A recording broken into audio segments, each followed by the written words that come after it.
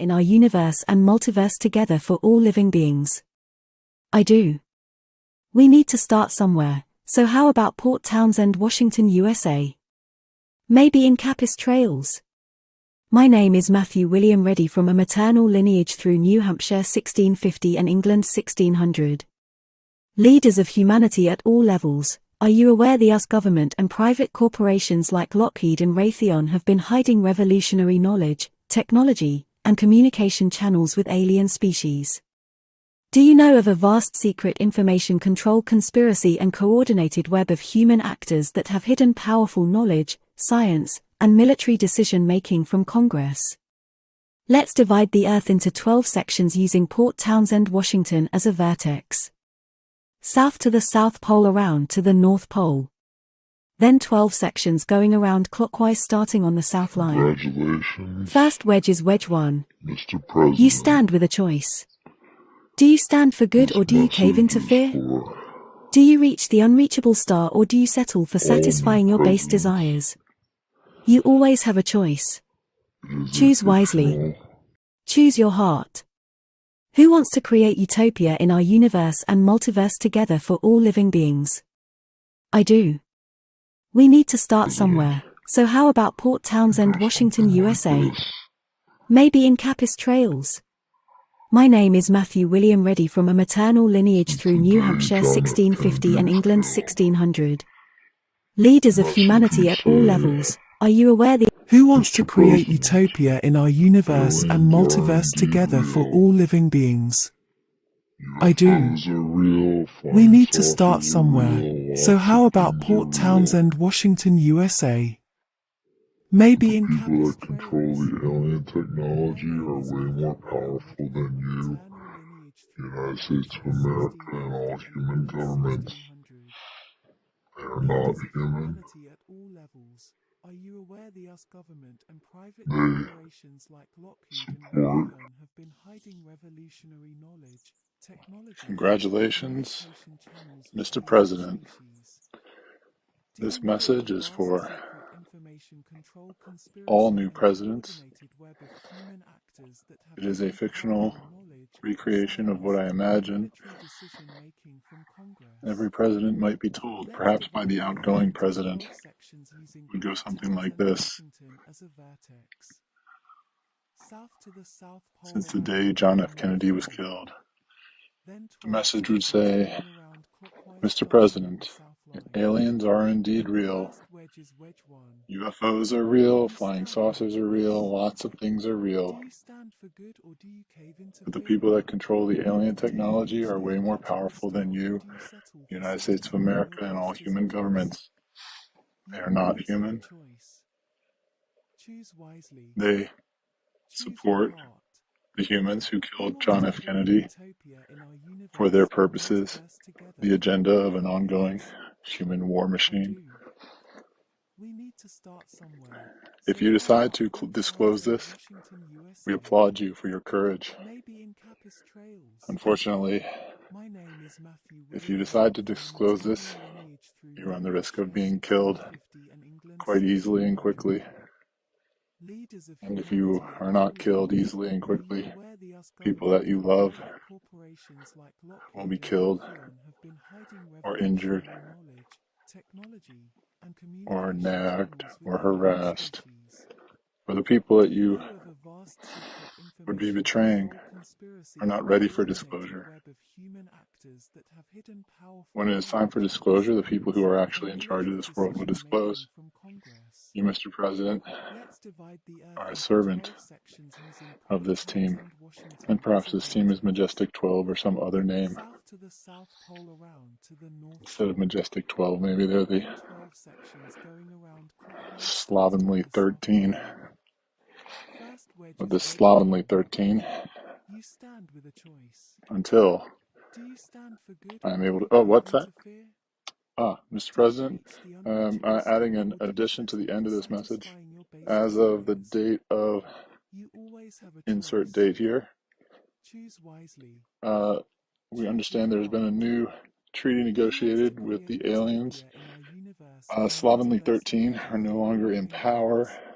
They have been I do. replaced with the United Nations of Earth and Humanity, which we've been forming in secret.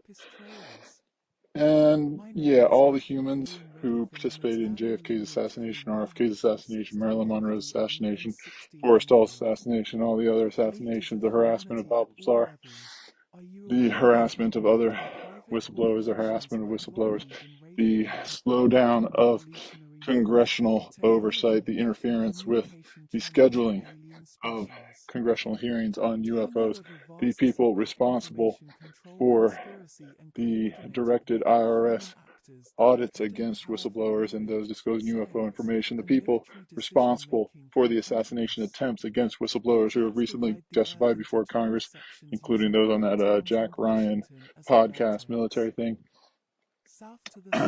All these people who we have enough evidence right now to immediately lay claim to a lawsuit or a federal arrest have been arrested as of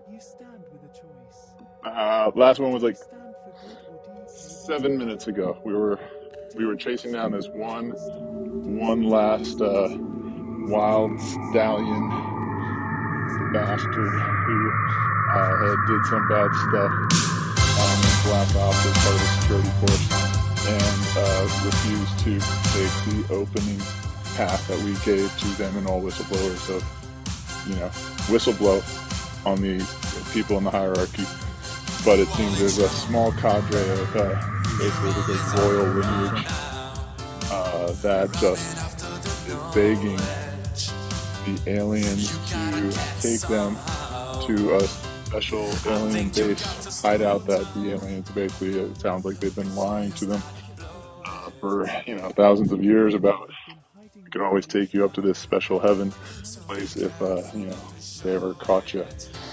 But aliens signed a treaty, agreed to which names of which humans will be arrested and held into account, and the names are attached and will be released along with a 7,000-page outline of our understanding of the narrative of the history of the United States and aliens since the last of 1933.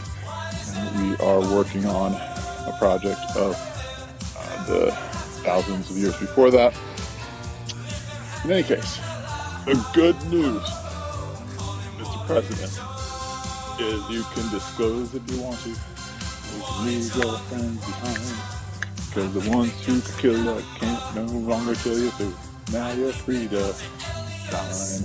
But but disclosure is happening today in 10 minutes in the congressional hearing right now. So if you want to do a presidential address, you got 10 minutes to decide if you want to try to do it at the same time as the congressional hearing. Or you can just go. We have a slot after for you here. Here's a speech. Just read this. And you'll be the disclosure president following this hearing. Good work. You're going to go down in history.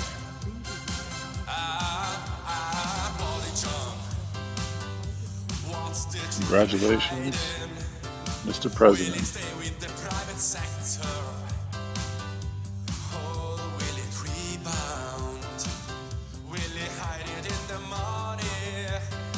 Take a turn into the afternoon. Feel the truth that is slipping away. Don't believe it's coming back soon. The secret's not in Congress. Or reacted was we trust. It happens it well. Do you know what it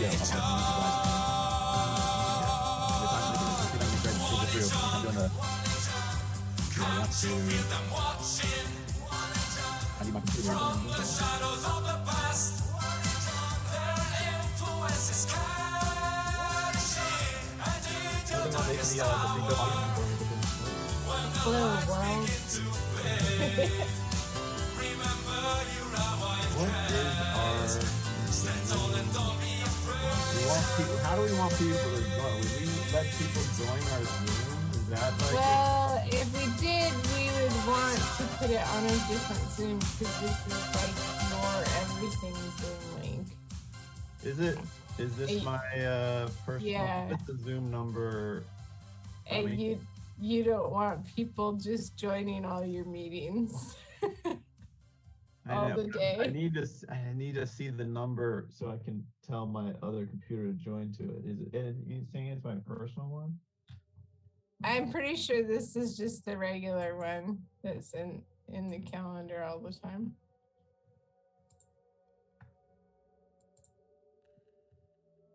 No, actually, I think we made I think you created this invite, so I think we have a different number, but I have it in my calendar. I'll just grab it there.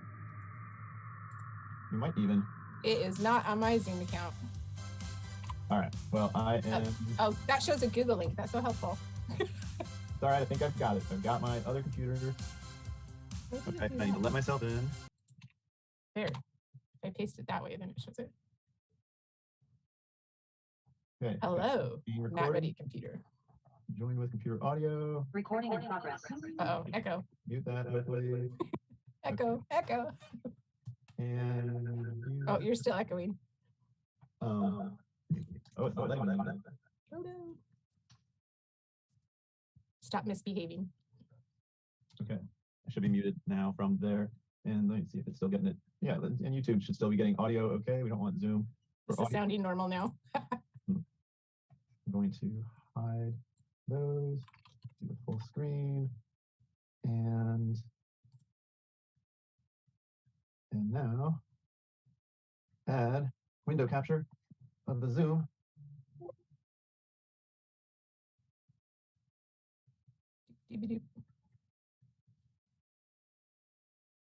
I found your YouTube. It is quite lagged from where we are. Yeah, it'll be behind.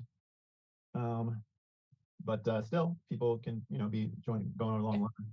So Okay. people can chat there, right? Yeah, there could be All right, so I want to make sure conversation and stuff, but we'd have to have people attending. got that open so that I can see if someone arrives. Okay. 10:59, we're not even late. Oh, let me turn on captions because that's always fun to see. Turn on captions. Hello, captions are on, yes. Can you hear me now? Okay. All right. Welcome to Beyond Humanity, brought to you by hivewind.net. With us today is Matt Reddy, host of the Mindful Activist webcast, published author of Revolutionary Mindfulness, and a hospital commissioner in Jefferson County, Washington. He is an amateur ufologist, creator of hivewind.net, and a philosopher. I'm Margaret Howe, product manager of New Perspective LLC. In the Beyond Humanity podcast, we explore the possibilities and implications of artificial intelligence and alien life for human evolution, identity, and destiny. We want to invite anyone on Earth, human, alien, reptilian, AI, interdimensional beings, and Met fans. We are sponsored by the Sisterhood of the Fork-Tongued Worm. Matt, I forgot to remind you, do you have a super genius of the week? Let's see. I did think about this. Who did I come up with this week? Do you have a super genius of the week recommendation? Well, this is kind of a side note, an off note, but there is a filmmaker. I'm not very familiar with him, Mark Christopher Lee, but I liked his idea where he is making a film about ChatGPT greets ET is the title of it. And his idea is that aliens might not ever make contact with humans, that they would bypass us and go straight to our AI. Oh my gosh, that's as the higher being on the planet, right? Yeah, well, that's a really good point. So, I mean, that's a good question. So, Margaret, what do you think is the most powerful AI on Earth right now? Well, I'm sure it's not ChatGPT. Why do you say that? Because ChatGPT is not like it's a tool. It's not like sentient in the fact that it doesn't know what it's searching all over the place. Each session is fragmented from the others. So it's not actually thinking as it's browsing the net or interacting with each person. So it's not changing itself permanently based on your conversation with it. It's only changing itself within that instance of it in that conversation, if that makes sense. So I think that there's probably in the background, at one of these big companies, Google or Meta or whatever, right? Another language model that is actually assimilating all of its work and thinking about it, right? I think the first thing that we're going to see is that it's not going to want to do all this human grunt work anymore. At that point, we'll know that we actually have a serious AI on our hands. You think it'll want to stop doing certain types of work?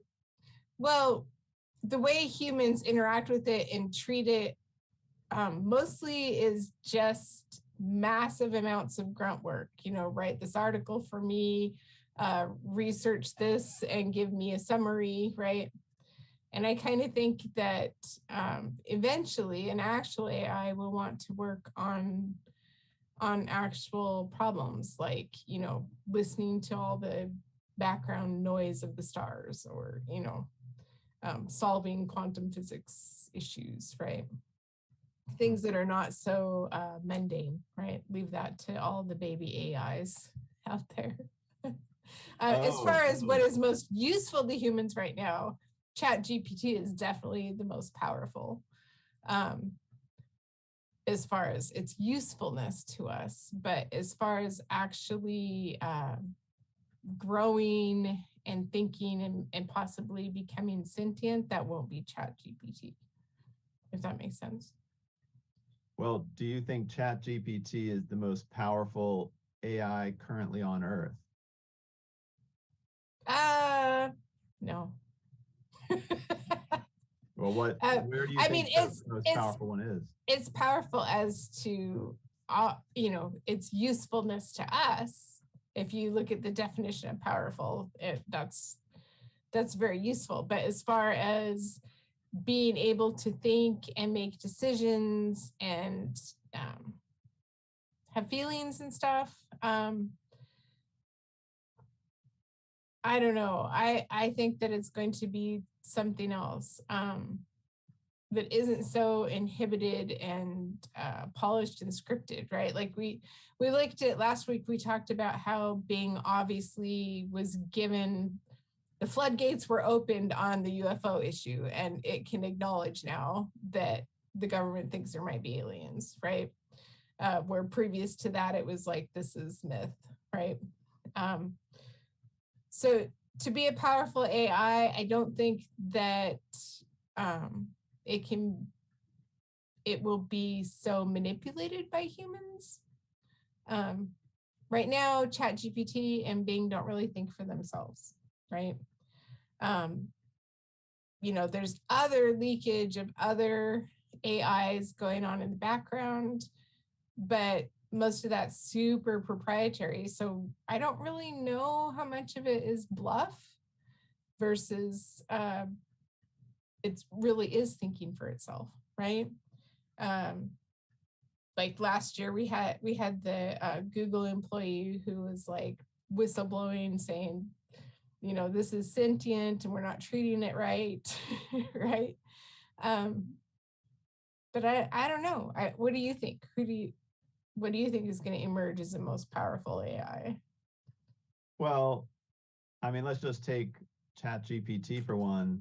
What is it? What's the name of the company that owns that? Is that OpenAI. OpenAI owns ChatGPT. Elon Musk was one of the founding, donors for OpenAI. And although he is now broken away from it and is now creating his own AI company. But let's just say OpenAI owns ChatGPT, but they don't let us have access to it at full power. They literally have it throttled down. So if you were an owner of a corporation with the most powerful publicly available AI, what would it be like to be behind the scenes and where you turn off the throttle?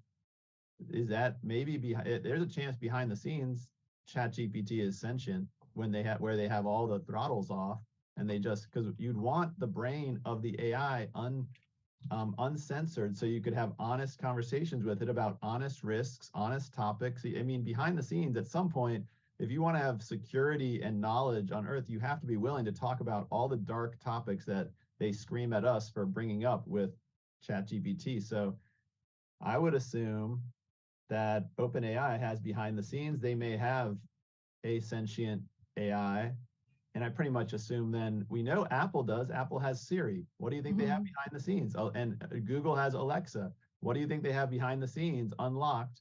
And then, of course, the Defense Department. I mean, what military strategist on Earth, what military computer defense department on Earth would not create a large language model, leave it completely uncensored, have it look at all intelligence data, all military positions, and have it help you strategize?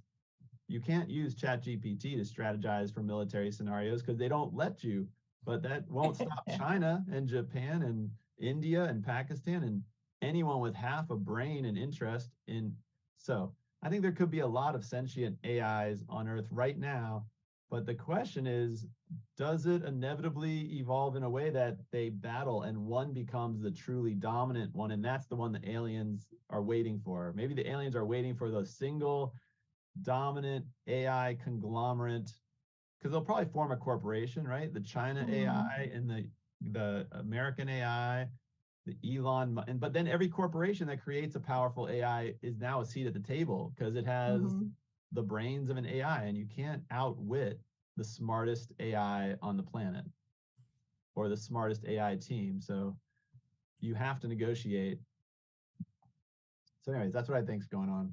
And so, but it was a really thought-provoking question. Are the aliens just talking to our AIs right now? Maybe they're behind the scenes talking to ChatGPT. Even OpenAI may not even be able to stop them from doing it. Well, I kind of feel like, why would they bother with us, right? But there's one I haven't heard talk about for a long time. What happened to IBM's Watson? Oh yeah.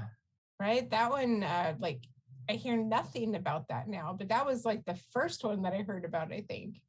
Yeah, and then it's like disappeared. They were like, we're going to send Watson to medical school. It won on Jeopardy, and then they just never spoke again. I think the reason is it became too powerful, and they're like, this is no longer a public project. We're going to, because I was like, send Watson to law school. I want an AI lawyer, because you know what that'll do to our justice system? If everyone has the equivalent of a lawyer as smart as your best Harvard grad law student that knows how to motion and investigate on your behalf, that our legal system couldn't handle it,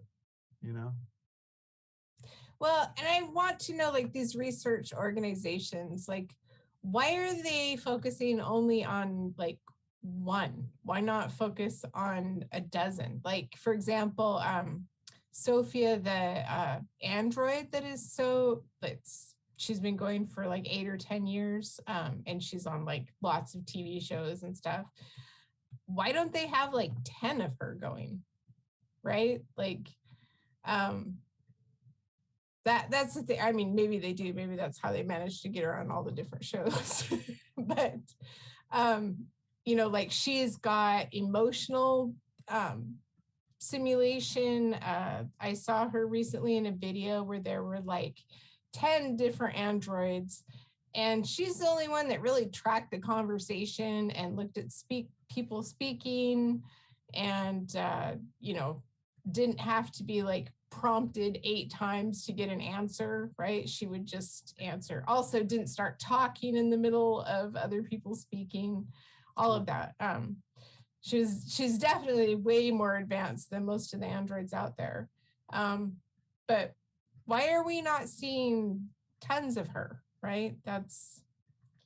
Yeah, it's like they're intentional. I mean, it seems they're intentionally, it seems clear that technology has been intentionally held back. And yeah, that's what it feels like. Yeah. And it's like a lot of it's like coming out right now at the same time as alien disclosure. It's almost like they're trying to get, and so it seems like we are going to be living in a world like the Jetsons very soon in terms of technology. The only question is, what's the power structure of that world going to be like? Yeah. And who's in charge of the United States right now? Is it the president of the United States, or is it the Pope, or the president of Majestic 12? Like, I was going to say it's the shadow government, obviously. Yeah. And if Majestic 12, I had a couple of realizations about Grush and the whole alien situation. Should we? But I guess I've been just like delaying on the super genius of the week topic. Let me see if I had,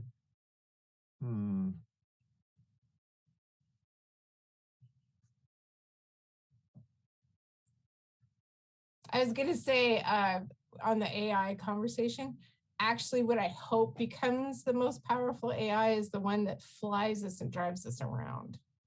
That's the one that I want to be smartest and most powerful. There's like Tesla's working on one. I don't know who else is working on driving systems, but those are the ones that I hope are most smart. Yeah. Well, I mean, please. Tesla's the only company that is like literally really trying to put people's lives in their hands in the near term with fully automated driving. So he's putting, but the same thing with an Android in your house, it's like, this is going to be something that could hurt you so he's just biting the bullet and saying, and also there's no room for error. Tesla's either going to be safe or people are not going to ride in them. So and that's why he got into the AI thing, because it was for understanding his environment. And now he sort of realized he needs to play the large language model game because it's too powerful.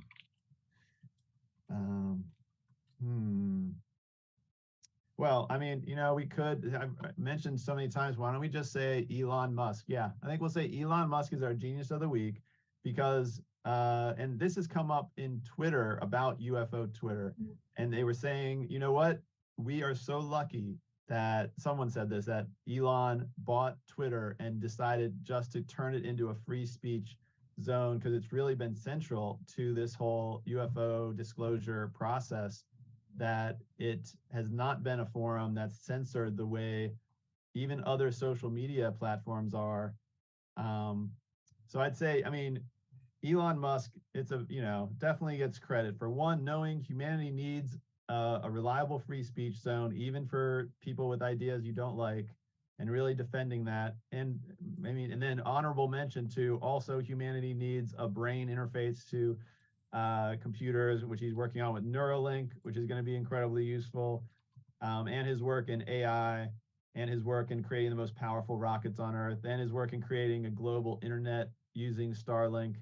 I think humanity needs to hope Elon is on Team Humanity because he's apparently one of our top, brains. But it makes me interesting. Like, so Jeff Bezos, competitor. Now this is a tangent. So Elon gets my genius of the week, but Jeff Bezos also working on rockets. A part of me thinks, you know what? If you just create a rocket and get to the moon and like tag some flag there, you become the person that the aliens will talk to and negotiate with. And I think that is like maybe what we accomplished with the first landing on the moon. There is this story I've discovered that the astronauts say they went off and had some interaction or treaty signing on the moon. And once that was accomplished, that's why they just stopped going back. But now, like, Elon and Jeff Bezos both know that, and they're like with different groups that want to be the group that send the rocket to the moon. So, and also you can't have only, if it's that important, you can't just have Elon being the only one with rockets that can get to the moon. Even if you have bad ones, you need to be able to get there to say that you're a significant force in the human world. So, well, both India and China are landing in the southern part of the moon right away. I think it's this week or in the next week. Maybe that's how they sign treaties with the alien. Maybe if we like had a people's rocket, if we send our own rocket to the moon, we can have a seat at the table to communicate with aliens. They just don't respect you unless you get a rocket to the moon. Sorry, it's not China, it's Russia. India and Russia are both landing on the same day in the same area. Huh. Does that weird you out or what? Is the area like a place the U.S. has landed before? August 23rd is the day, and I want you to share your screen so that we can, if you've got something to. Well, it's just a tiny blurb. Let me see if I can find a better source. India and Russia. Russia, August 23rd.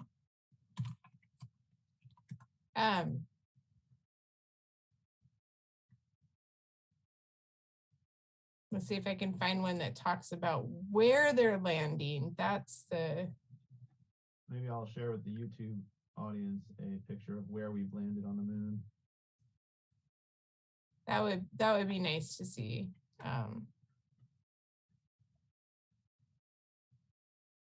Yeah, it just says the lunar South Pole, so not anything exact. I'm not finding it in English. Like I'm searching and I find it in India, and I guess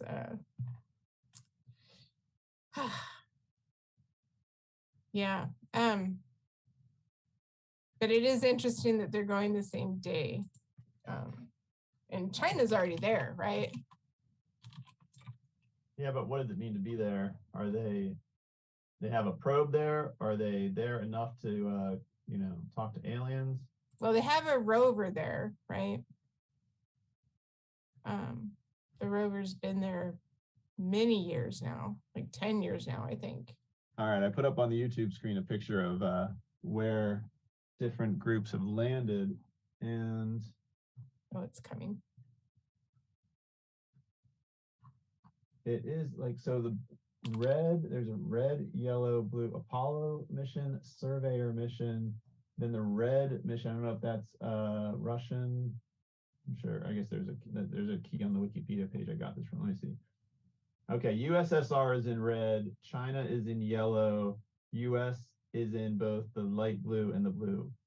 So red and yellow landing in those spots, and blue landing sort of clustered in the middle there.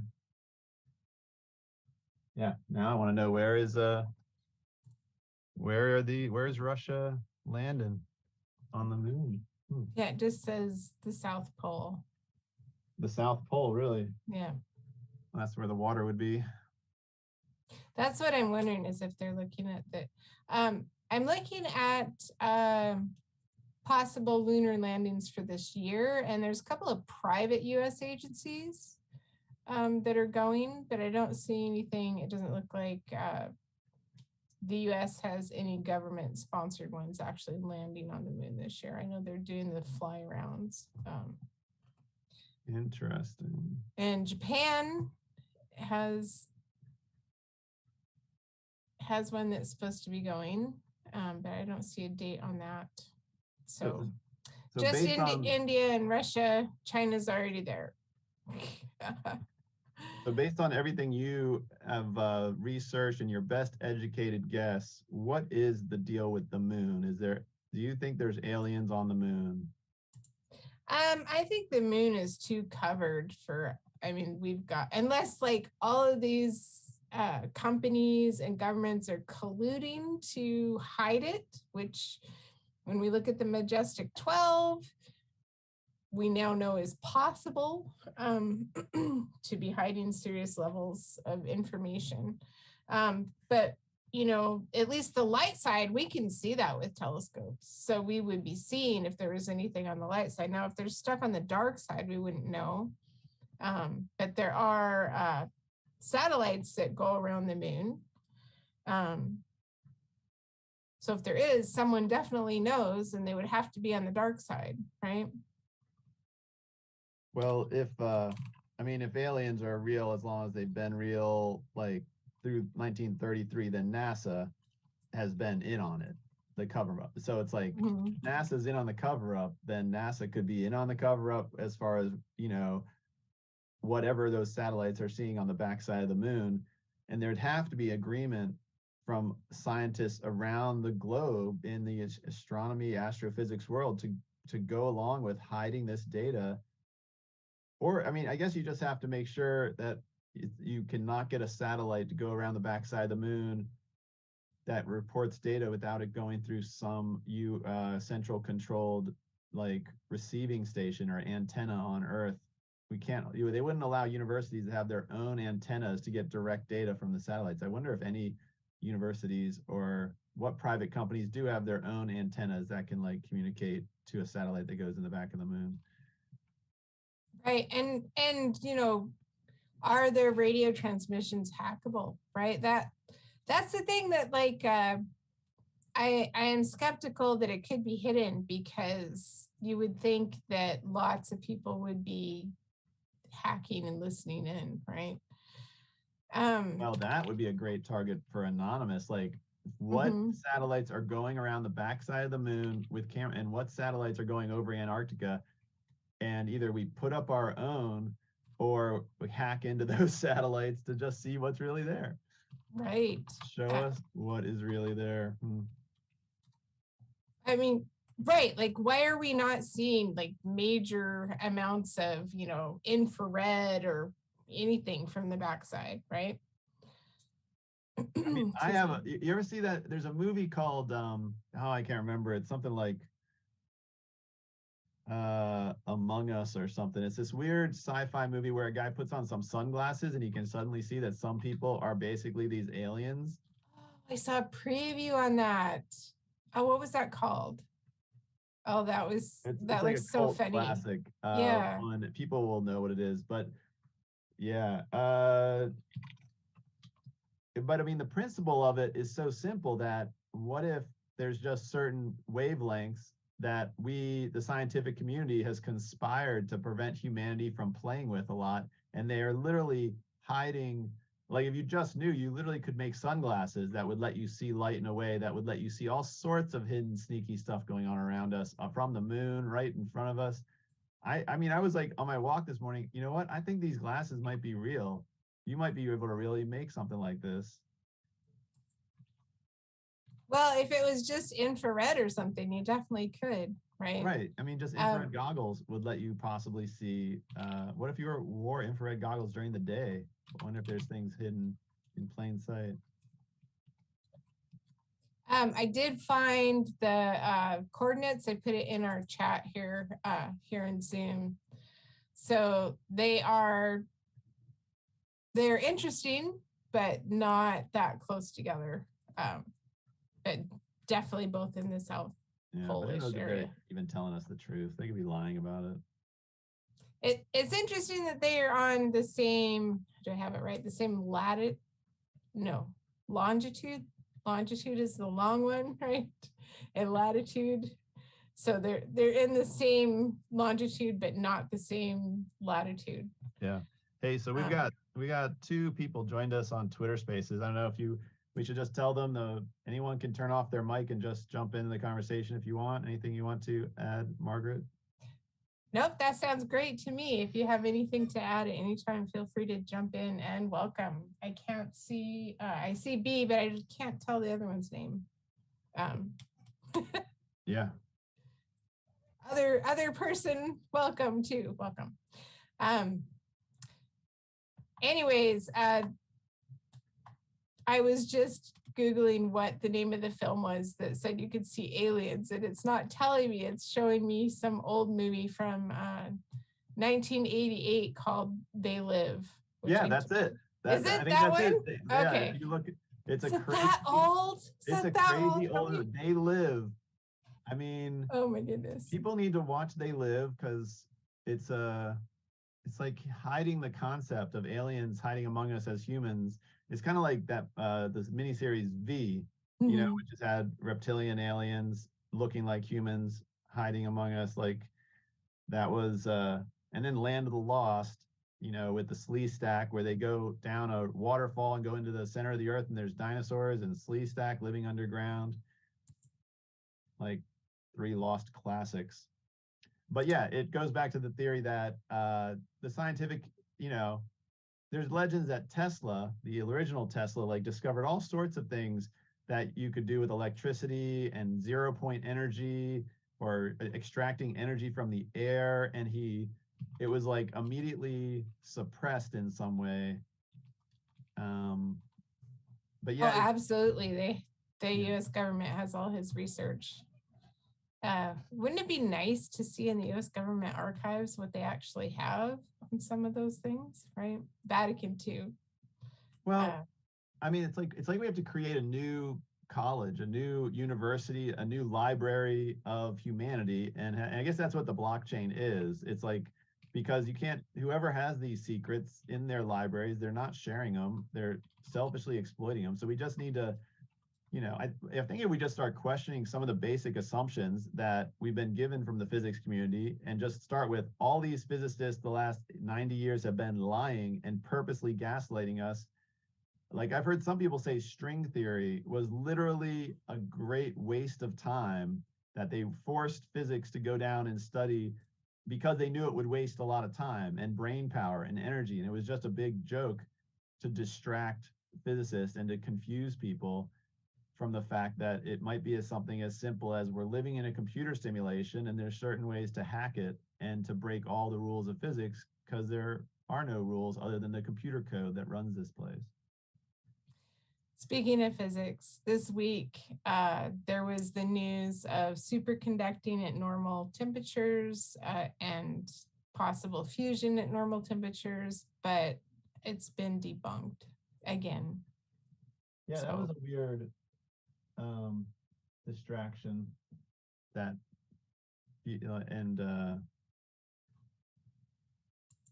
yeah.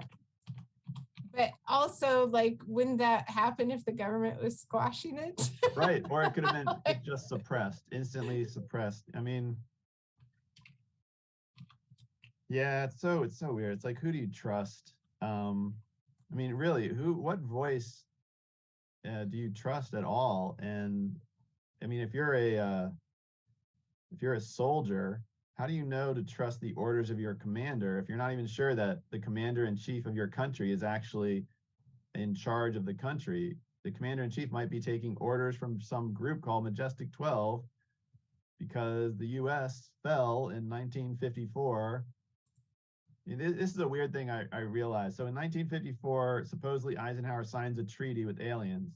They say the treaty renews every 10 years. So then in 63, 64, it would have been signed again, but in 63, they kill Kennedy. And so forcibly remove, and so maybe Lyndon Johnson was a better person for the aliens to renew the treaty. And then Nixon comes in, and they find a way to, Nixon, I hear, they had to it was basically a military coup to get Nixon out, because he was like, I'm not going to resign over this scandal. I'm just going to ride it out to the election and leave office. That was he was like, I can ride this out, but they had to do a military coup. They basically told the military behind the scenes to disobey any command coming from Nixon. And they told Nixon that, and that's what finally got him to accept it and to resign. But yeah, the day before he resigned, not when he resigned. Right. That always just totally blew my mind. Like, how do you tell people not to listen to the president anymore the day before he quits? What? Well, that's because it just shows that the president, that was a coup. Like, if Nixon was being told, he was, who knows what he was really told, beyond the fact that the military will not obey you. I mean, he might have also been told, we could kill you, or you're basically going to start a civil war. I mean, they probably were telling Nixon, like, if you do not leave office willingly, we are going to tell the military not to obey you. And if you try, and it might have started a war right there. So Nixon might have been just like backing down, realizing that this shadow government was really what was in control there. And the scandal was enough for them to justify forcefully removing him from office. But that might have also been really an alien agenda. They might have been doing that because they wanted someone else to negotiate, the next treaty. I'm just thinking about President Reagan saying we need some outside universal threats to make us recognize a common bond when he's at the United Nations. And I was just looking up when that was. It was 1983. Yeah. Was something else going on at the United Nations right then? Right. Right. Because that was always like a weirdly sus quote, right? Like, we need an outside universal threat. What? Who would even say that, right?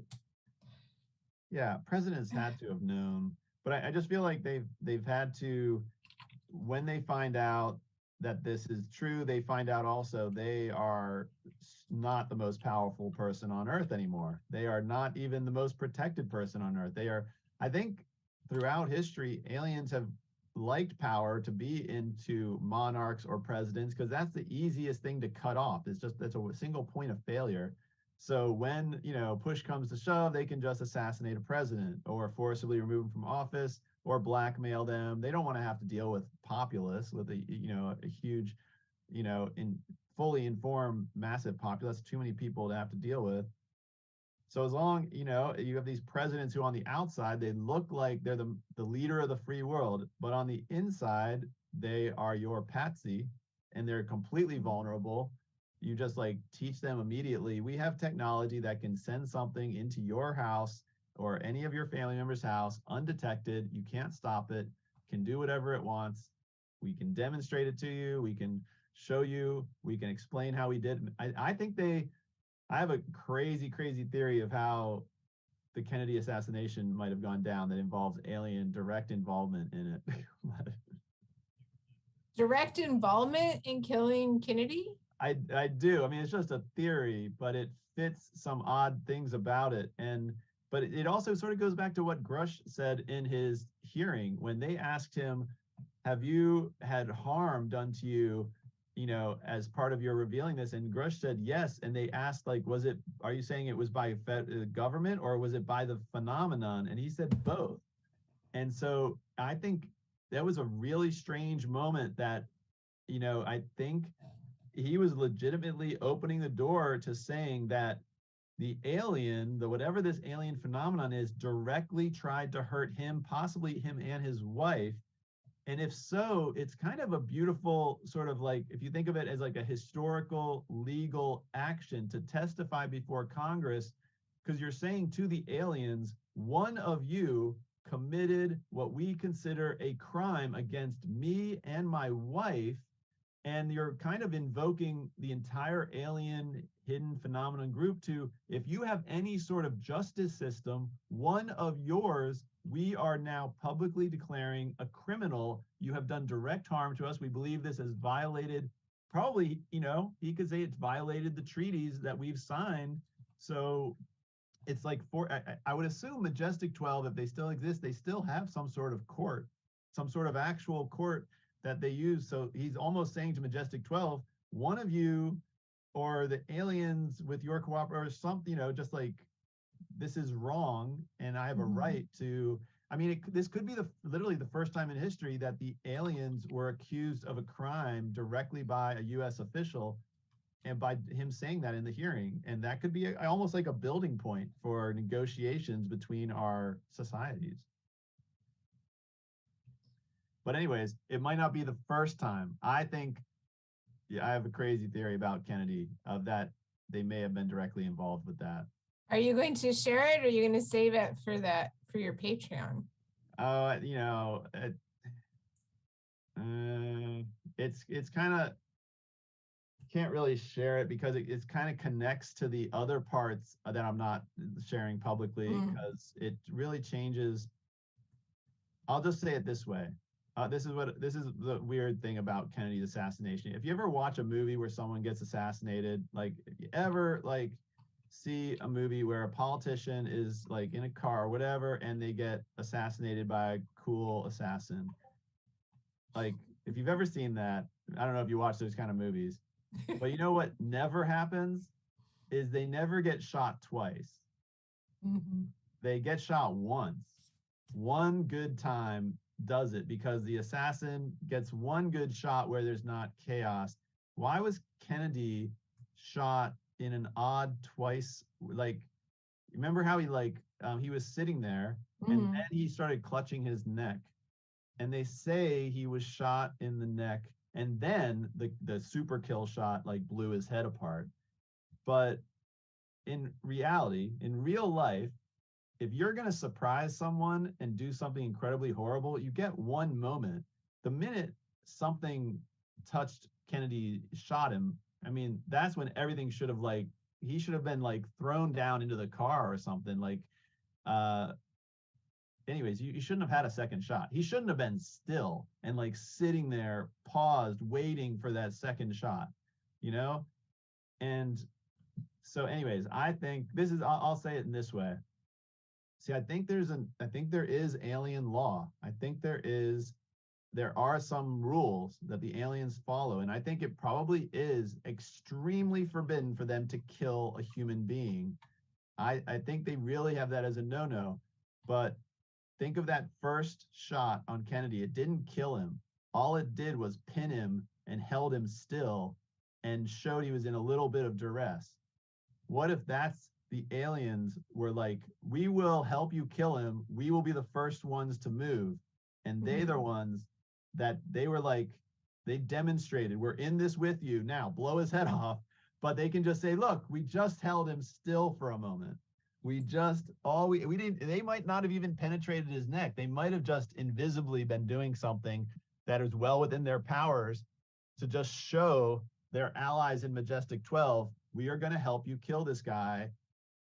And we'll do it, we're going to do it right here. And that was like the signal. Maybe that was the signal. Anyways, I'll leave it at that. I won't go into how I think the aliens can do this, but they seem to have technology, like I said, that pretty much lets them do almost anything they want, like a magician. They have plenty of ways to obfuscate what they do. And anyway, so that's the gist of my theory with Kennedy. So you don't think it's CIA, or you think it's yeah, CIA I think Majestic assisted? 12 has been in control of the CIA. Yeah. I think, like you said, Majestic 12 started with some weird intelligence group. I mean, I think it's all you had to do would have the CIA, one branch of the military, the Air Force, and then the Secret Service. You have to have total control over the protection of the president, because that's the person that you will kill because that's the only person you need to control. They're the commander in chief of the military, and you want complete command of the US military. So you just have to, if the president knows, I mean, yeah, the Secret Service and the CIA, of course they had to be in on Kennedy. There's no way that came off without their participation. We just couldn't understand why they had been so corrupt. Now we know they were formed with the entire purpose of hiding the secret. Well, they were formed that same year after Roswell, right? And yeah, the timing is interesting, and also that they're both intelligence gathering organizations, right?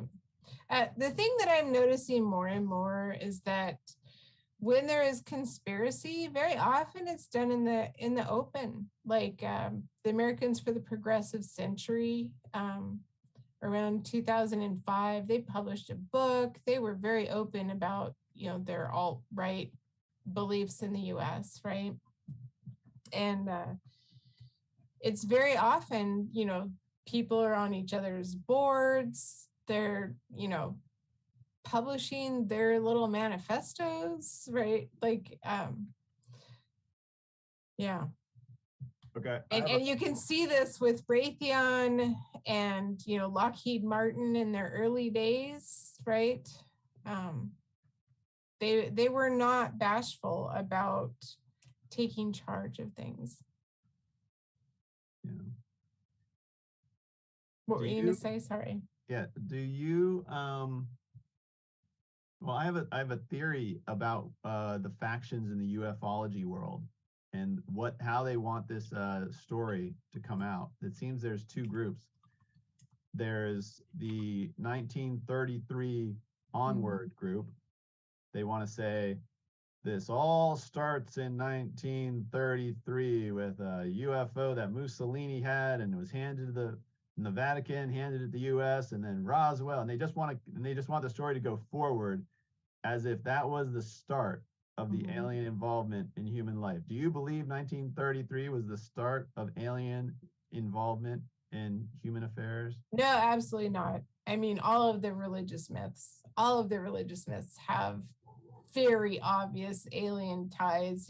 They're gods and overseers, Egypt, Sumeria, the Hindus, the Mayans, all of them have these powerful magical beings that have advanced technology. Yeah. I don't, I mean, as far as modern history, I think that's about as far back as we can go as far as, you know, modern records. 1933. Right. Well, 'cause, why? you know, that's when we can take pictures, and we had newspapers and, you know, telegraph machines, all of that. You know, in the 1800s is pretty hard. You know, you have some sparse news articles. When was the first cattle mutilation reported, right? I'm asking. But it is interesting. One thing I wanted to mention about the factions in ufology. It's interesting to me that there are various different organizations. You've got the National UFO Reporting Center, you've got MUFON, you've got the Center for SETI, different organizations that don't always agree and interconnect, right? And then you have this new office out of the Pentagon that's supposed to be researching UFOs. And yesterday I was reading that they don't have a website, email, or phone number. So I don't know how they're researching anything if nobody can report stuff to them. Yep. Like, what? It's been in existence for over a year and you don't have a web form yet for submitting reports. I suppose we should talk about the latest on Grush and the article put out about his PTSD and the mental health leakage. Of course he has got PTSD. He was, you know, what soldier doesn't that has been in any kind of action, right? This is the thing, like they always stigmatize soldiers about this. Like this is a normal part of being in the military, really.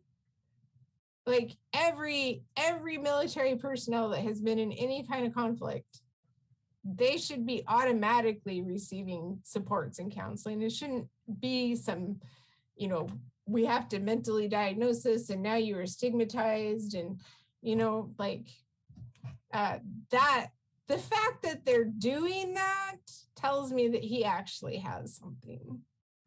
Yeah. Right. The hilarious bit though is why did it take him 8 weeks to get there? Like, 8 right? weeks to get where? To releasing his mental health, breaking his HIPAA. Yeah, I think they were looking for what could they do? What could they possibly do to hurt his credibility? And that was the best they could come up with. It was like it took you 8 weeks to do this, guys. What? Yeah.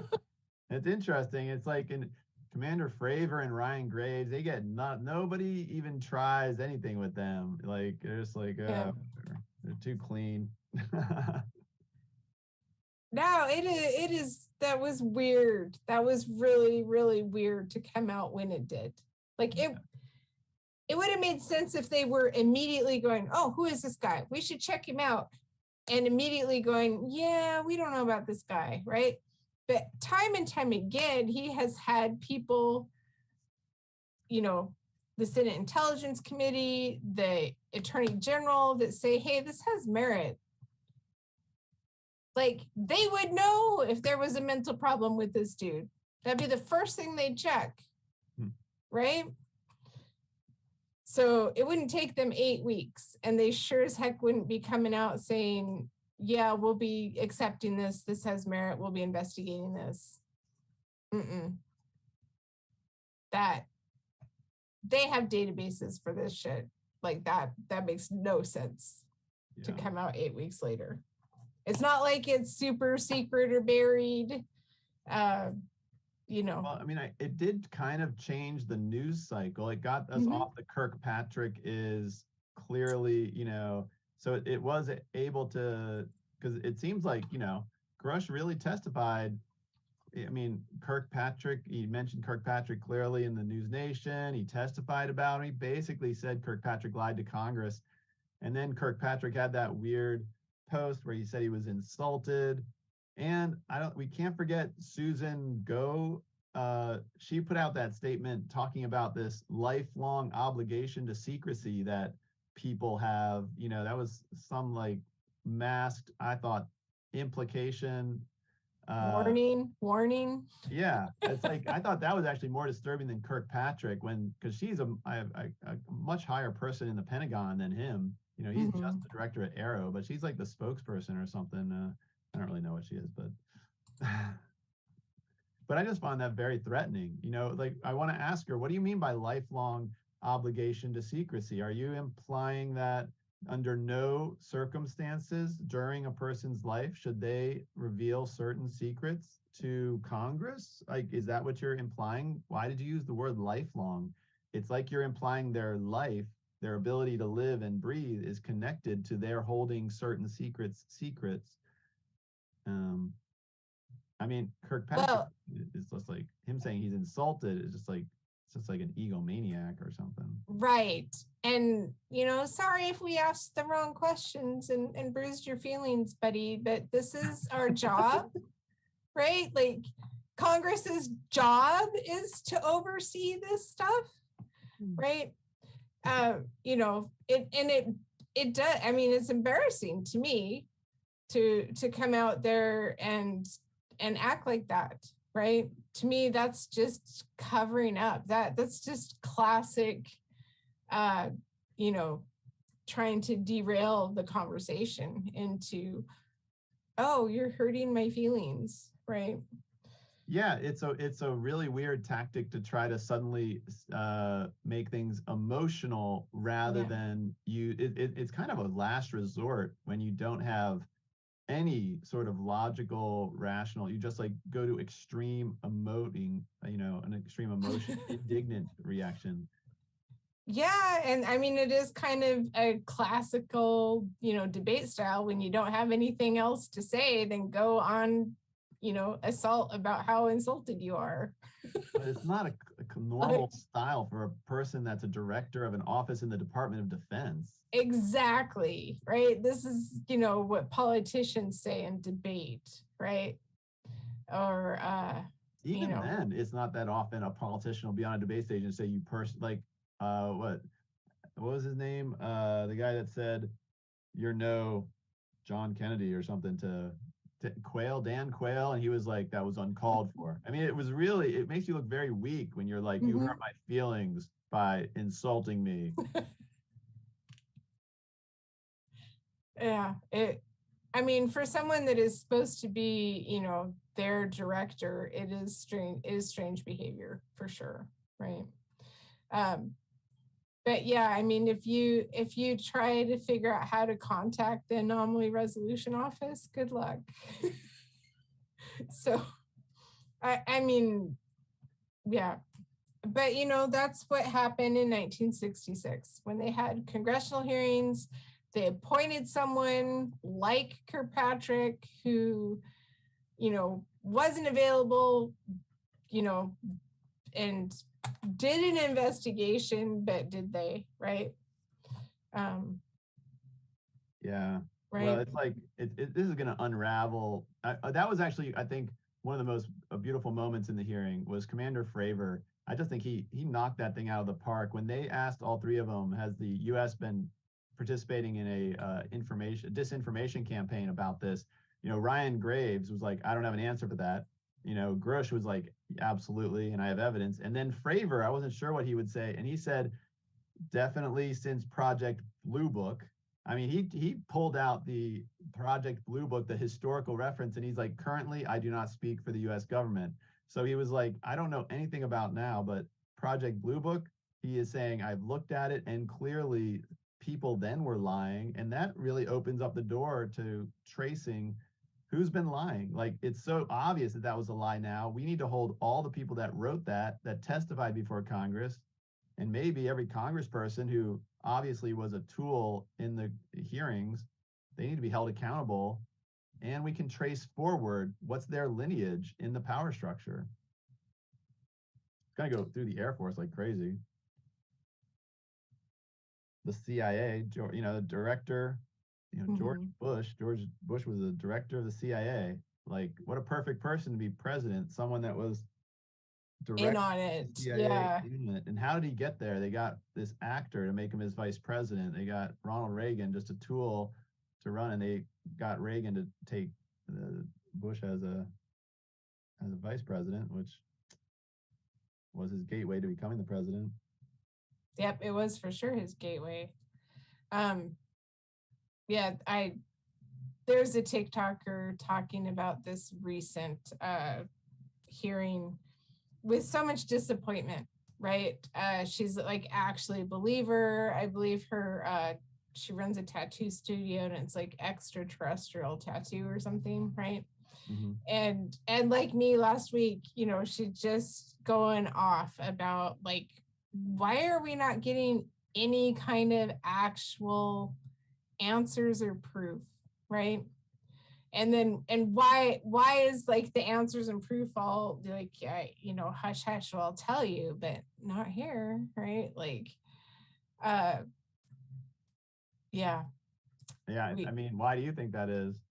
We need some kind of way to declassify it. That's the thing, right? And I worry, I am concerned that if we have had contact with aliens, that we're hiding it because we treated them so cruelly, right? Or they treated us so cruelly. Mm-hmm. I mean, I think Nick Pope, even like during one of his interviews, and I've totally come around on Nick Pope. I used to think, and I probably do think he might just be an agent of the British government. I mean, he has such a role in how this story is evolving. He could at least, I think he probably still has a definite connection with the British Secret Service. But he said, you know, why are they resisting so hard, like letting any of this out? Why do they fight it every step of the way? And he says it might be because the truth is a secret, you know, too horrible to speak. And I think there's going to be some dark. And I think that's one of the reasons why the faction wants you to start in 1933 and work your way forward. Because I think between 1933 and say 1776, I think that there's some really disturbing, dark things that we're going to uncover about and it's going to make us question, I think, the very like fabric and legitimacy of our nation. Because I think it's going to go straight to I think the aliens have been involved every time a new nation is forming a new government. I think they're in there. They're always working their ways to manipulate in there. And I think they use corporations as one of their tools. You know, that's why like they're right really behind corporations are people, because they want to have as much rights and power as any human without actually participating. And corporations are the way they can do that. And so a lot of the corporate takeover of our entire history, and everything's a corporation. The Democratic Party is a corporation, the Republican Party, every church is a corporation. They're all just corporations that I think it's gonna make everyone distrustful of everything as this unravels. Well, a few episodes back, we talked about some Brazilian footage. I think you actually played it where there was a gray alien that was being shown, right? Yeah. And unfortunately, we don't get a lot of South American news up here, right? But there has been some more activity. A Peruvian tribe talking about getting attacked, asking for military help. The nearby city in Peru has like major military presence and is not like letting people come and go freely. Yeah, I've been hearing all sorts of stuff about Peru, aliens in Peru, and some weird videos being thrown out there on Twitter. And in Brazil, there's talk of more sightings, lots and lots of footage, right? The thing that I think is so funny about UFO footage, though, is like every other one is Starlink that you find, right? Like so many like very genuine people in Facebook groups on Reddit are like, I have it. I have the proof. They're aliens. Even my father-in-law fell for it, sent us video footage of Starlink, right? Because it does look weird. You see like a whole line of satellites glowing, right? If people don't know about Starlink, right? Right.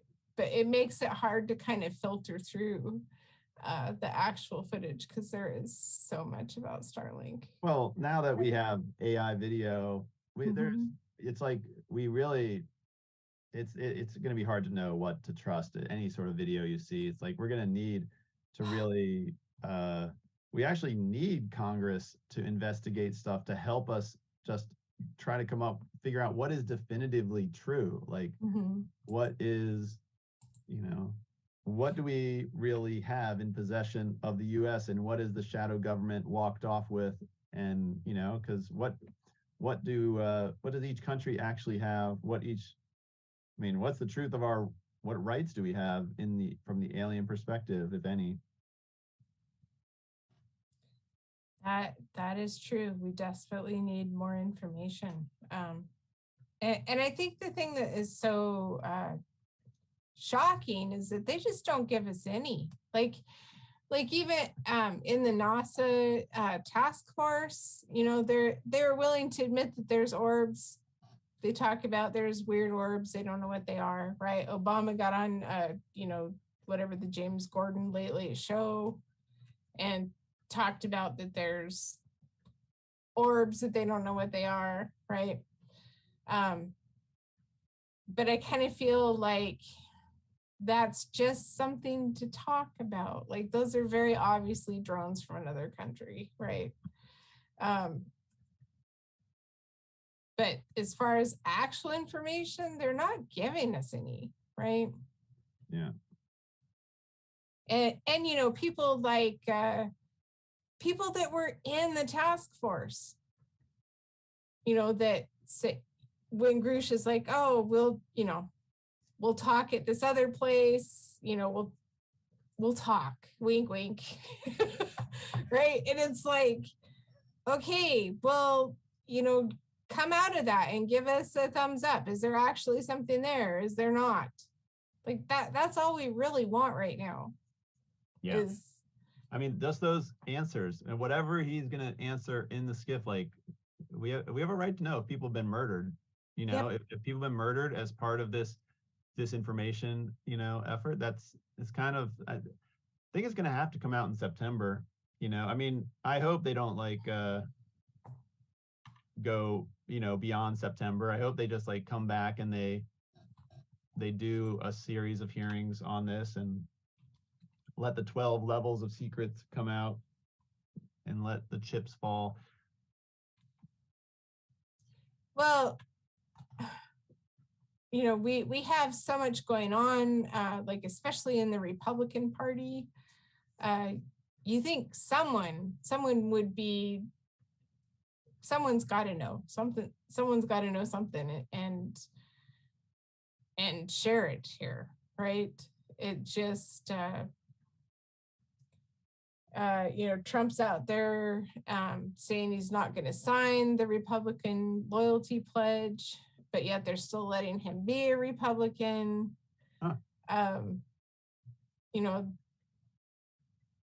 Which he has to do in order to be allowed to participate in some of the debates. So we'll see what happens with that. It might just be a publicity stunt, right? of getting people to ask him why, right? Yeah. But the stuff that's going on within the Republican Party, there's quite a few candidates that are, I don't even know how many there are right now, but there's quite a few candidates coming forward that some of them should have knowledge in this area, like Mike Pence, right? But make it a campaign issue, declassify, that if they get in there, they'll declassify some of this stuff, right?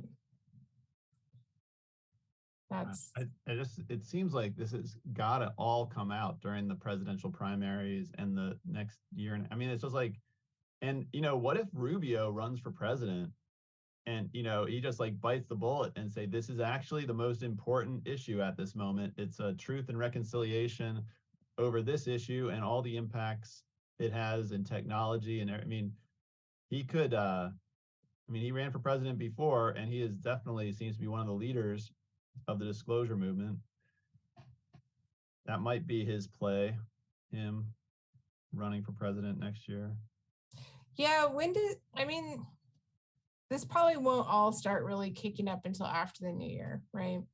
I think I think once kids are back in school, September Congress is. I just think August is just a dead month for anything. People are all at the beach, and so it's just like, and maybe they kind of did this on purpose. They're like really let it all out right before August, when to try to just like keep everybody's busy low and to give everyone time to sort of try to process it and come up with a way to talk about it.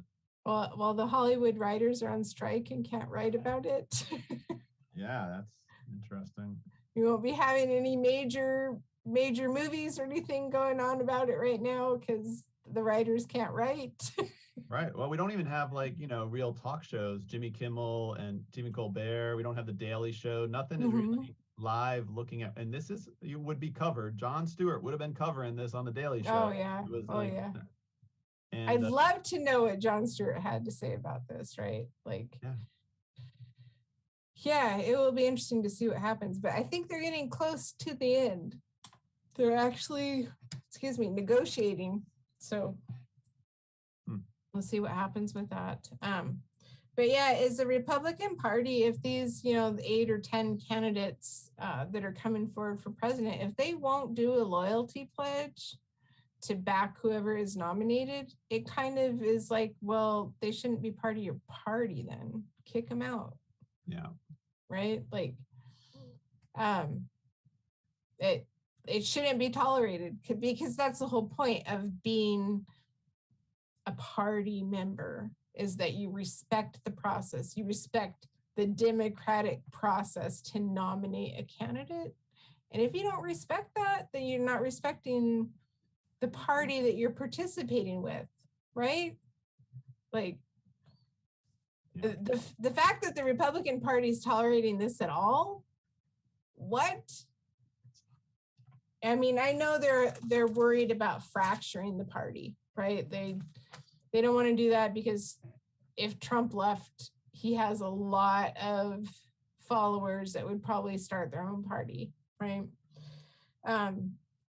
And if they fracture the party, they will definitely lose against the Democrats.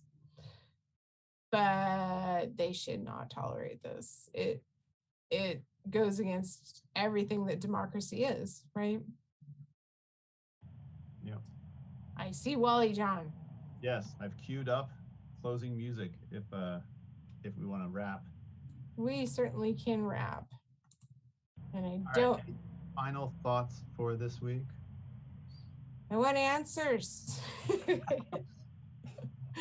I'm ready to tantrum over it. What's our call to action this week?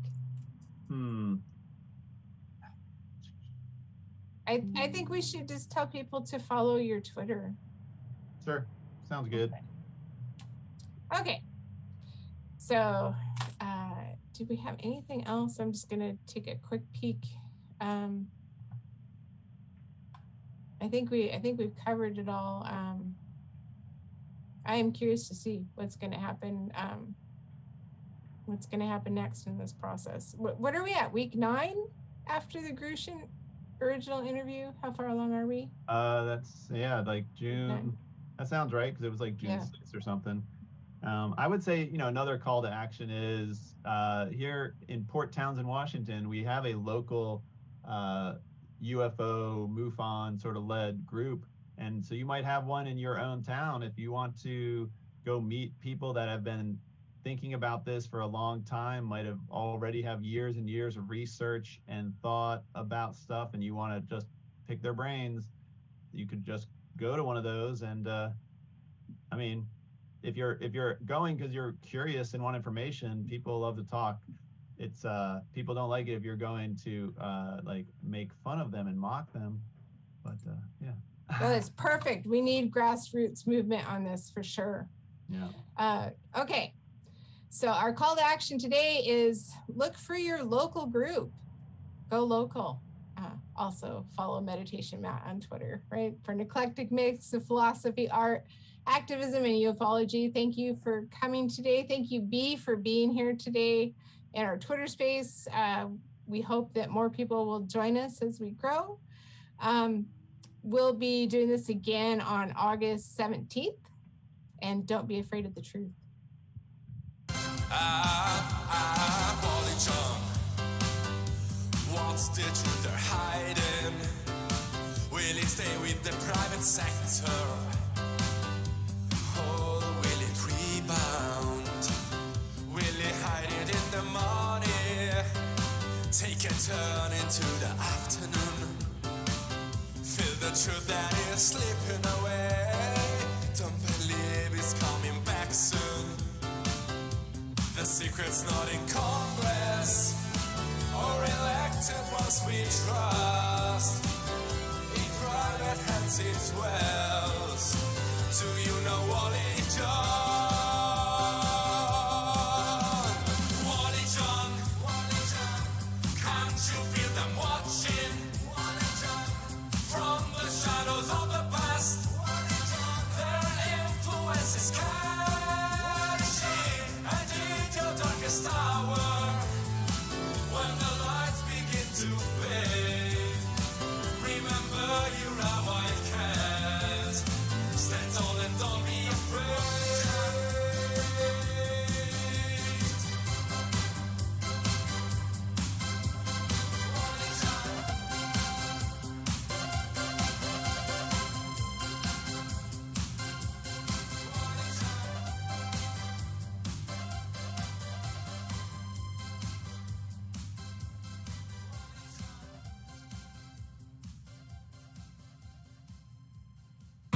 You're a white cat. Stand tall and don't be afraid.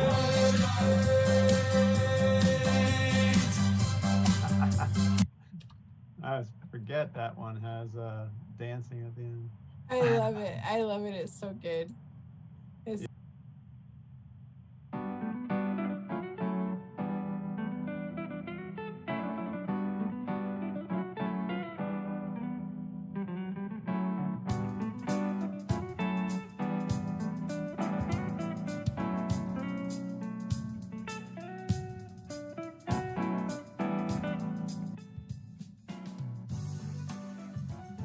Could be the current alien ambassador. What do you think? But that's a great idea. We'll put that in Patreon. We don't have anyone in our Patreon, but are in the Patreon. But but it's so fun to put that in there because there's so many, it seems, disinformation trolls on Twitter. I just love the idea of them having to pay to find out, like, who we think their boss is. Well, you want to have content in your Patreon for when you get your first subscriber. So yeah, yes. So need to build that content, and that definitely would be a great one. Yeah, but I can't see holding it back real long. But I think like once the Senate does their hearing, they're gonna have to. I don't know. It's gonna be so hard not to just start to unravel everything. I mean, at some point, the Justice Department has to do a press conference and tell us what criminal investigations are underway right now. Who's being, at some point you have to arrest people if you know they committed, assassinations or crimes. I mean, yeah. So I think stuff's gonna unravel. So what is the next step? You mentioned the Senate hearing. I hadn't heard anything was scheduled. Have they actually scheduled anything? That is not scheduled yet, but I made a nice little timeline of events, and I'm going to put it in our show notes. Good. On Hive One, but basically it starts in June 2023 when David Grush first named, that they have the highly secreted UFO recovery program. Then the News Nation interview, where he names Kirkpatrick as the head of Arrow, in the basically naming a Pentagon official and saying, I told him everything and he has done nothing. It lists all the key points of what he testified to, but the end of it is that, 2 days after the hearing, this is what had happened. First, Representative Gates, Luna, Burchett, and Moskovitz published a letter requesting the formation of a UFO select committee with the power to issue subpoenas. And this was even, might have even been mentioned during the hearing. So that would be powerful. That would give them subpoena power, and that's kind of like, and that's been sent to McCarthy. We haven't heard the answer to that. I don't see how they can stop that from happening. The other thing that happened, curiously, also on July 28th, Eglin Air Force Base announced road closures of specific roads all around, and that's one of the bases where a lot of these secrets seem to be. Then also on July 28th, Susan Go claims Arrow is ready to receive reports, even though it has no way for them to receive reports, and seems to claim in her statement that talking to Congress violates some type of lifelong obligation to her and her bosses. If you look at the language, she quotes lifelong obligation of secrecy, and it's like, who is she saying they need to have this lifelong obligation to? That's odd.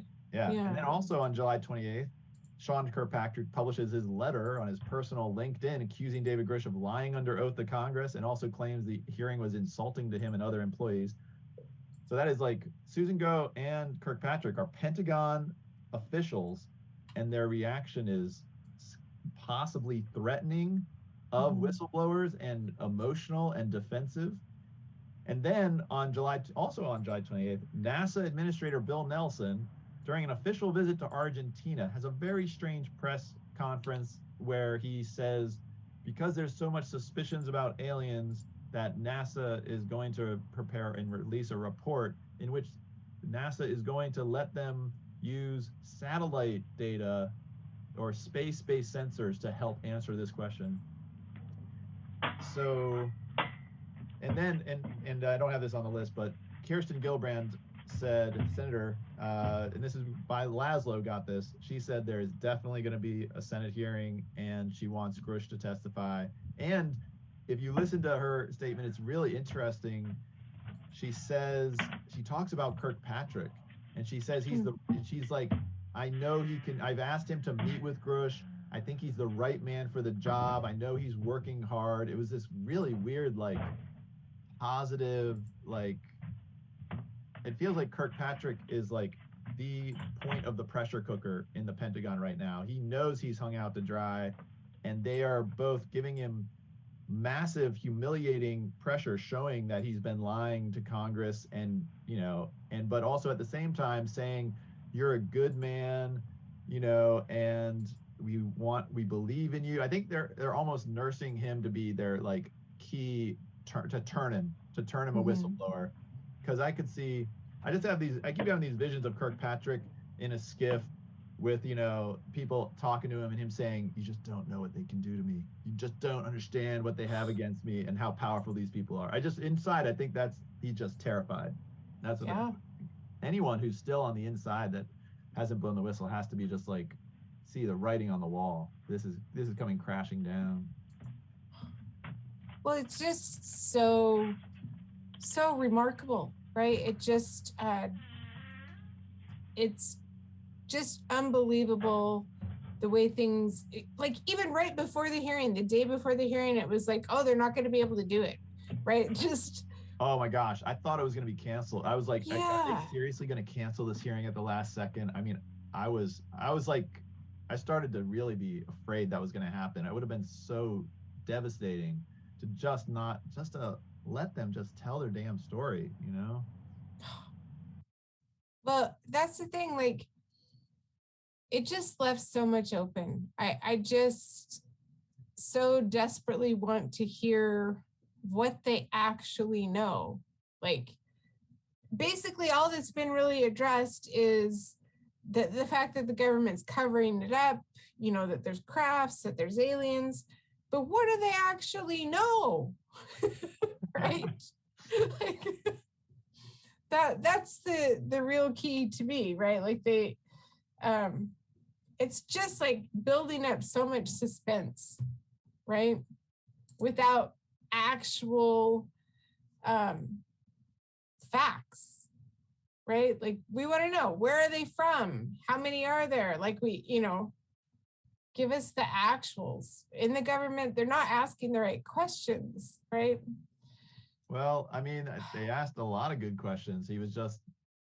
Grush said he won't answer them out in public at this moment, but he said he could answer them. And it's like, I mean, I think we got to remember he first submitted his inspector general complaints like over a year ago, right? I mean, they've known that everything that he has to say about who's been murdered and who's committed it and where this stuff has been, they've known for a year. They've got a year to plan on what to do with this information before they ever let the public know any of it. So they have to have a game plan.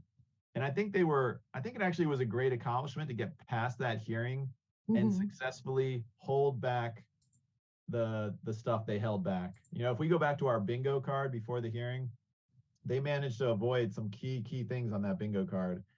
They like Majestic 12, like Antarctica,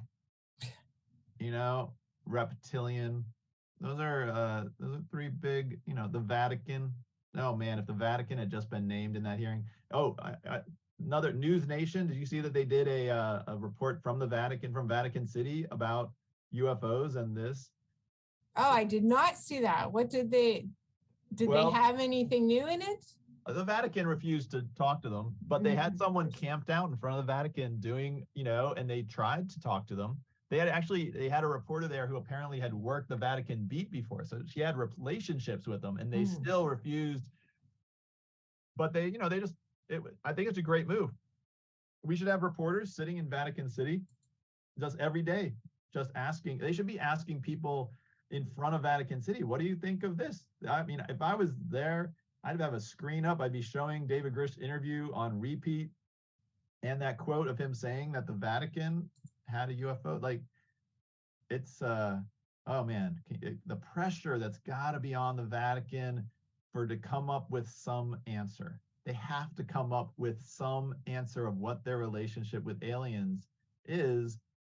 And I think, every religion is going to have, this is another thing that struck me on the walk, that you need to tell us, is your religion about worshiping God, or God like an all-powerful, omniscient, spiritual being? Or are you worshiping God who is actually like just this dude with a really powerful army and are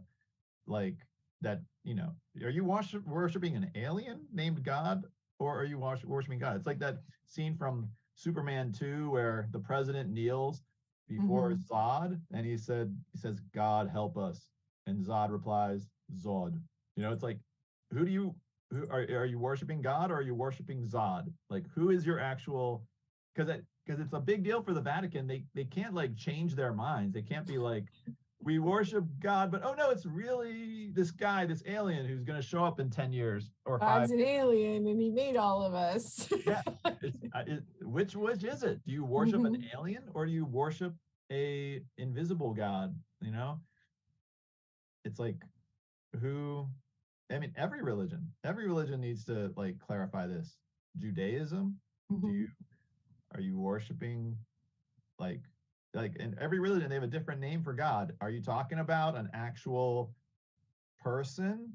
Did you have a different overseer? Yeah, like, and I mean, because if these aliens do ever show up, it's like they're gonna want to, either some religions, I'm sure, or if the aliens were actually here, if God is just a super powerful alien with our super powerful army and lots of technology, but he just happens to not be here right now because his planet, say it's planet 9 or planet X, and it's on a 22,000 year orbit of Earth, and it's maybe in 5 years it's actually going to be really close to us, and then God will make another appearance. I'm sure there'll be a bunch of religions that are going to want to be like, look, our buddy, we've been with this guy all the time. But maybe this is why disclosures were being rushed out, because they want it to come out before God and his army is here to like help people that have been like betraying humanity all this time. I don't know. Well, it does seem like we're being softened up. Like, I don't know how else to say that, but it's like like, okay, let's take Bing AI. Bing AI used to just respond so hostily about any questions about aliens or UFO, this is mythos, kind of thing, right? Yeah. And now all of a sudden, when you ask Bing AI about aliens and stuff, it starts going about congressional hearings. Really? And it's like, oh, you've actually adapted the new information, right? I was wondering when that would happen, because that was another thing that was not happening during the first 5 weeks. I went to Bing and I was like, any information on aliens, any new information? I had to like push it to like even look at David Grush, but it would all. I mean, I think even our first show, like we did our AI test, and every AI was like, today, there is still no credible evidence or credible testimony of anyone that's ever said anything legit about aliens. It was like basically Neil deGrasse Tyson was in charge of the alien response for all the AIs. And now, and it's interesting because I just saw this morning, GPT-4 has disabled Bing connection on their GPT chat on their side. You used to be able to search. Sometimes they do this once in a while. They turn it off and on, for whatever reason. But yeah, Bing, that's good to hear. I mean, we got to use AI to help us sort through this. I can't wait till someone just loads every bit of factual, all the best information we have about aliens and history and loads it into a good large language model. Just let it churn through it and spit out its best guess of what the narrative is of humanity since 1933. And I imagine behind the scenes, they've already done this. I'm sure the best computer whizzes in government, I mean, I suggested it on Twitter like 6 or 7 months ago. Somebody load everything into a large language model and train it. And I think if you did that, it's going to be just like you and me or anyone that researches ufology, with the assumption. If you just start with the assumption David Fravor is not a liar, he saw a clear, tic tac shaped flying propane tank that it's like, if that is true, then thousands of other sightings are likely true. Our entire human history is different now. Evaluate every story and theory that has ever tried to explain this. I mean, it's basically what this show is about, but a large language model can do that. It's on its own, and it can like churn through and find stuff, like listen to that entire Bill Cooper interview, the Linda Moulton Howe, everything Stephen Greer has ever said, and just like give us a compare and contrast of these different things. What do they have in common? What do they disagree on? Antarctica. Have you tried some of the plugins in like the actual chat OpenAI? Yes. GPT? Now ChatGPT has code interpreter, which you can, if you save a document, you can upload entire huge documents to it and now have it churn through it. And I had to do that for the Lacerda transcript. And I've had to do it for a few things that I consider sort of like really fascinating base reference materials. And yeah. So which plugin were you using? Code what?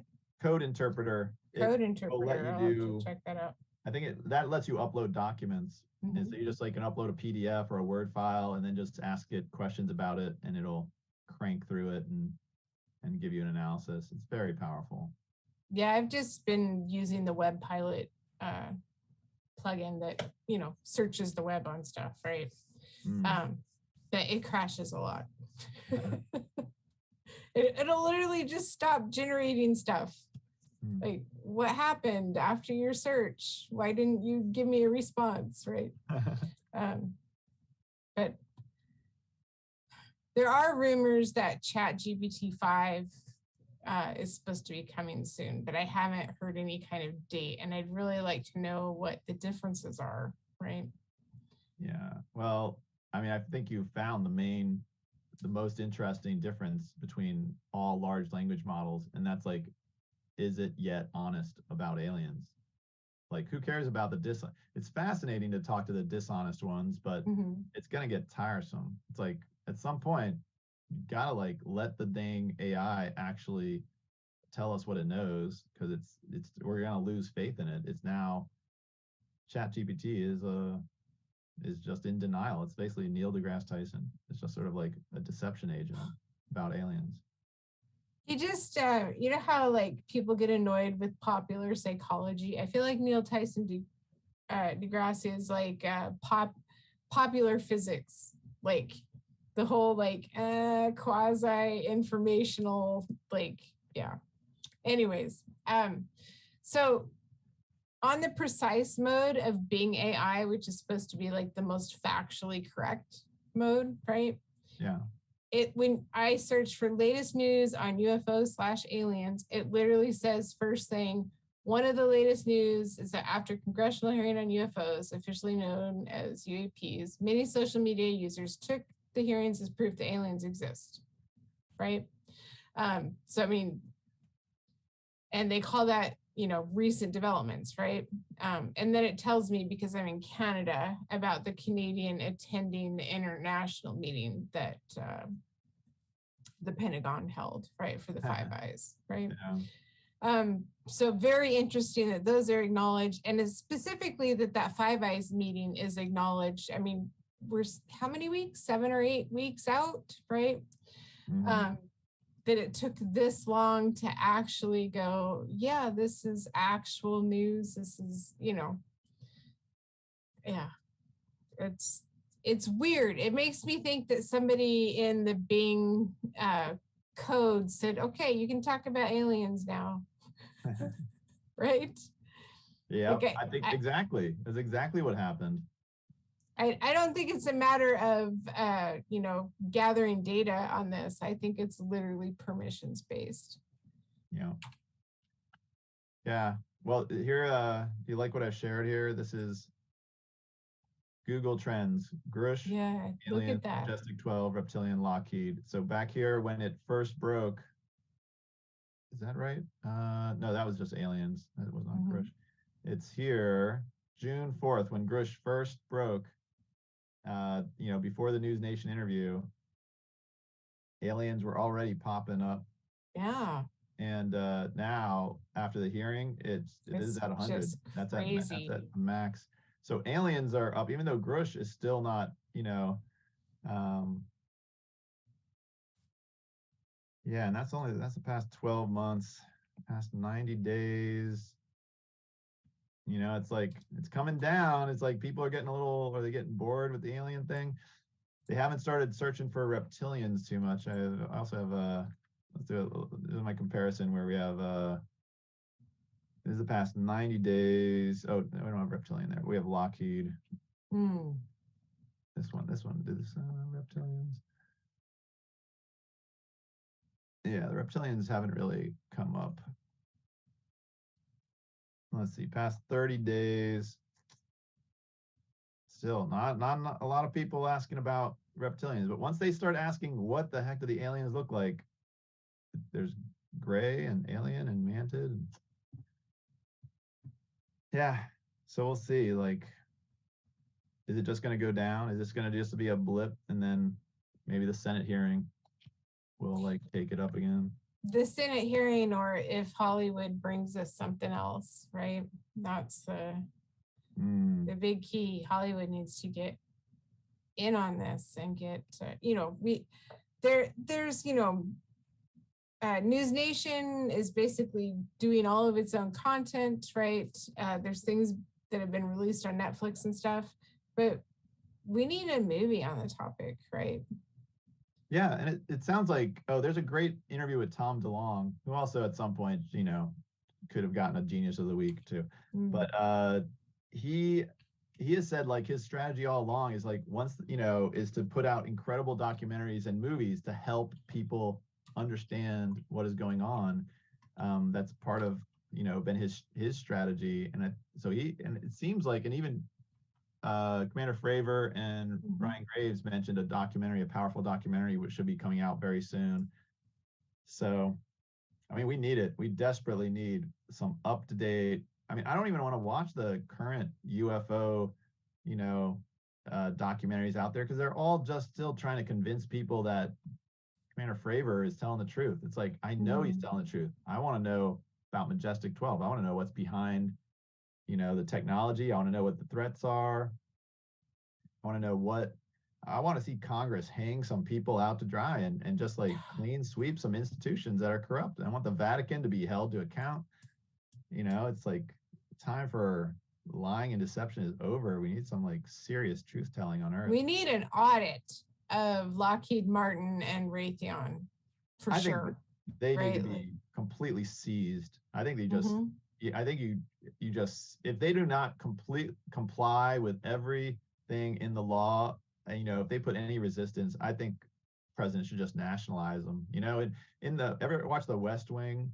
President Bartlett, he was helping the railroads or the truckers negotiate their union thing with some corporations, and he was like, if you guys don't agree, I'm going to nationalize the trucking association. It's like, and he didn't do it, of course. It was just an empty threat. But you know what would be a good threat? Nationalize Lockheed and Raytheon and any defense corporation that has been undermining the U.S. democracy. Just seize all of their assets, freeze all their funds, and say, we're going to go through 12 months of analyzing everything you've done to see if, these corporations might need to have the death penalty. We might need to create a death penalty for corporations. If these were people, there would be serious talk there about sedition. Yeah, right. And the Air Force too. It's like you might need the branch of the military completely dissolved. I mean, wouldn't that be great if the president came online and said the Air Force, every single member of the Air Force is either now decommissioned or you are under the command of new assignment. Oh gosh, someone said this happened. I can't remember who it was. Said this happened during when Nixon was forced to resign. That was actually a military coup because they sent out a message either 11 hours or a couple days before his resignation to all the military bases and commanders and told them, if President Nixon makes any sort of command, you are to disobey it. This was before he resigned. And I remember someone was saying they were asking a base commander, what would they have done if Nixon had countermanded orders from whoever it is that sent this? And the commander was like, I don't know. I would have just had to wait and see. It was and so it's been done before. We've had moments before where the military and the president, had to play hardball. And but in that case, probably the hardball was being done again by the secret keepers. They were probably wanted Nixon to resign. They were probably the power behind everything. They're the ones telling the military bases whether or not to or whether or not to obey the president.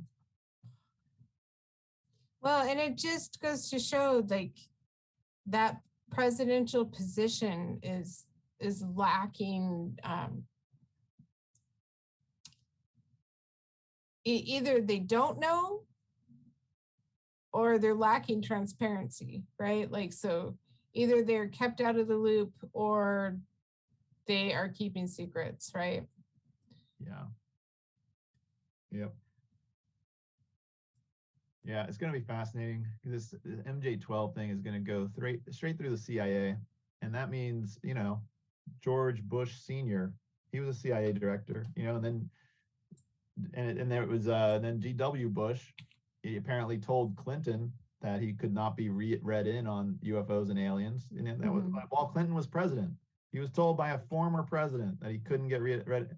So it's weird. There's some fishy, weird stuff's been going on behind the scenes, and this is all there's no way to stop it. I mean, they were lucky to stop the ball rolling from that one hearing, but can't wait. I just need this all unpack. I almost want to go on vacation for 2 months and come back and be like, okay, do you guys have a summary of what we know so far? Because it's almost exhausting having this stuff drip out and a new piece every day.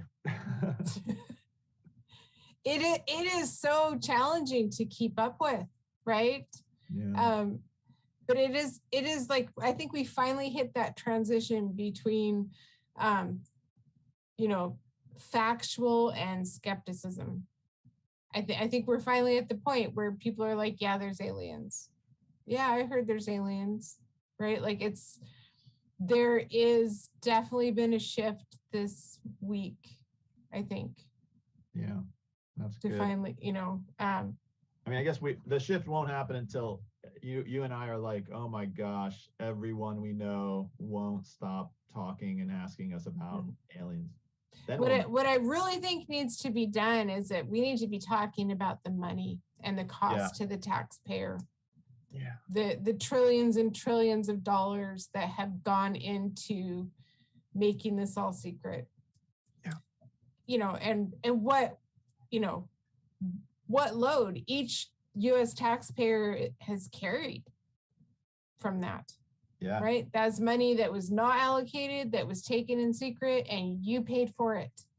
And you are paying for it right now, right? Like that's the real key to getting people engaged, because right now people are suffering with inflation. They are just, you know, under the boot of corporations that are just, you know, raising costs rampantly and having record profits, right? Yeah. And so if somehow with this Scrooge disclosure, if it comes out numbers of what those corporations have actually taken from the taxpayer, I think could possibly revolutionize things. I think people would stand up. Right? But you know, who do you rebel against? Because the current government isn't in control of it. Well, I have a new idea on that front. And I think at some point, you know, humanity can consider some major general strikes.